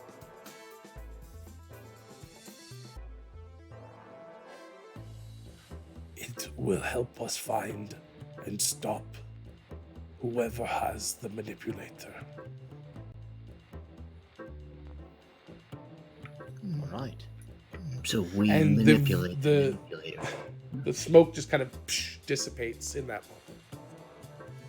Oh, that took typing. I'm fast. assuming everybody is staring at me. A little bit. Yeah. Merrick will actually pick up the broken pieces of the coin and put them back in his pocket. Yeah, that's fine. Yeah, that's where I was. That explains why I saw you up on the third. Well, explains why you were over at Liara's then. You what? Huh? you saw me over there? Well, when Adelaide sent out Just- her butterflies, there was one that flew up to the third floor bedroom or something. So Oh, I assume yes. that's The DM giveth and the DM taketh away. I You was there sunk getting my my ship! instructions. I haven't sunk it. I've just obscured it in mist. It is Schrodinger's ship. The item that we're looking for that the ghost described is not. It is how I was described it, but it's not Arthur, what it how was far is called. alive, just for the record? Well, he was, he was I understand. the coin. It was called the Salty Beacon. It's kind of the That's what it tongue-in-cheek was. name given to it by bored archaeologists. Sure. It's very important, and So, what does it do? it will help us. I don't know the specifics of it. Well, using beacon and know what things it like looks that, maybe it has something to do with navigating the Nexus or something. Arthur will use his incredible brain to pull the archaeological information out of the ether, the mythology and legendary status of it, in 2 weeks. As we end this session of Shenanigoons, and so give Logan time to figure out what the hell the beacon does, considering we created it 5 minutes before we started the game. So, that is that. that is our recap. Hopefully, we had a lot of new people. Thank you guys for being here. Thank you guys for the donation. Thank you to Medic. Thank you to Critical Bard. To Froggy is definitely going to be around a lot. I found out that person has a YouTube channel. I'm going to be reaching out and seeing if we can officially use some of the audio here and there without getting in too much trouble. And so that's that. So thank you guys, and we will be back in 2 weeks. We are taking next week off. We'll probably run a rerun of an episode next week if we are in the mindset and we're not all out with family or anything. But next week is American Thanksgiving, so we will be taking some time off to spend with our families, and then we'll be taking another couple of weeks off towards the end of December, last 2 weeks of December, I believe. So thank you guys very much. Thank you to our sponsors, World Anvil. Go to World Anvil, the most robust world building and campaign management software that exists on the internet. You can go there and try out all the awesome features for the most part. And then when you're ready to step up your game with some more customization and adding in a few more players to your Heroes account, you can sign up to be a member of the guild. Thank you to so Light Up the Forge with worldanvil.com. If you like to roll with the best, you want to roll with Die Hard Dice, go to dieharddice.com. Use the coupon code GOONIES, GOONIES, to get 15% off your first or next order. And we also run contests a lot of times. We give away several sets a month or gift cards or whatever the generous people over at Die Hard Dice have given us to give away. And we'll have some more of those coming up for November. I think we were just waiting to get our codes and we can start giving those out. So we'll start having some things to give out for that. And then we've got... and then December will be coming. I'm sure we'll be doing some special stuff in December too. So we'll be doing some big community events come next year, January. So go onto our Discord or follow us on Twitter to learn more about that. And those will include some, if you have a streaming rig, if you've got a webcam and a decent microphone or headset, you can come and join us for any of our community events. We just finished up a bunch of those for Nerdsgiving and for a bunch of stuff we did in October. So you can go back and see all those. Those are all one-shots. They're all community-driven with some of our DMs that we've known who runs professional DM-like streams. So yeah, that's that. Alrighty, did I miss anyone? Nerdsmith. Go to nerdsmith.org to see all the awesome shows that are a part of our network. And again, thank you guys so much for the generous donations this week. I'm overwhelmed. Thank you, Matthew. And thank you, Matthew gave a down payment on our next episode. I love that. Oh, boy. So another NPC to introduce. I love being challenged by you. I love being thrown into these moments and being able to turn them into magic. Again, I want to thank Critical Bard, who has been on some of our community events. And I want to thank Matthew for being so generous to our channel. And I want to thank everybody who donated. You are all very, very special. We really appreciate it. We could not do this without you. And we also have a Patreon. If you're looking for more consistent long-term stuff, we got a bunch of bonus stuff and community events that we'll do over there. You can take a look at patreon.com/nerdsmith. I think I did everything. I ate all my vegetables. I think you did. We're done. Good. So, okay, that's it. Thank you guys very, very much. We're going to go ahead and play our outro videos here, and then we'll, if I can find someone real quick to raid, we'll go do a raid. I think we have some friends over on Onyx Path's channel. They're doing Aberrant. That we can go and raid. So we'll go ahead and get our videos going, and then we'll go from there. Thank you guys again to all of our new and loyal listeners and our wonderful people who've been here with us forever. So anything else, guys? Last minute? That's good? All right. Bye. Goodbye. Bye-bye.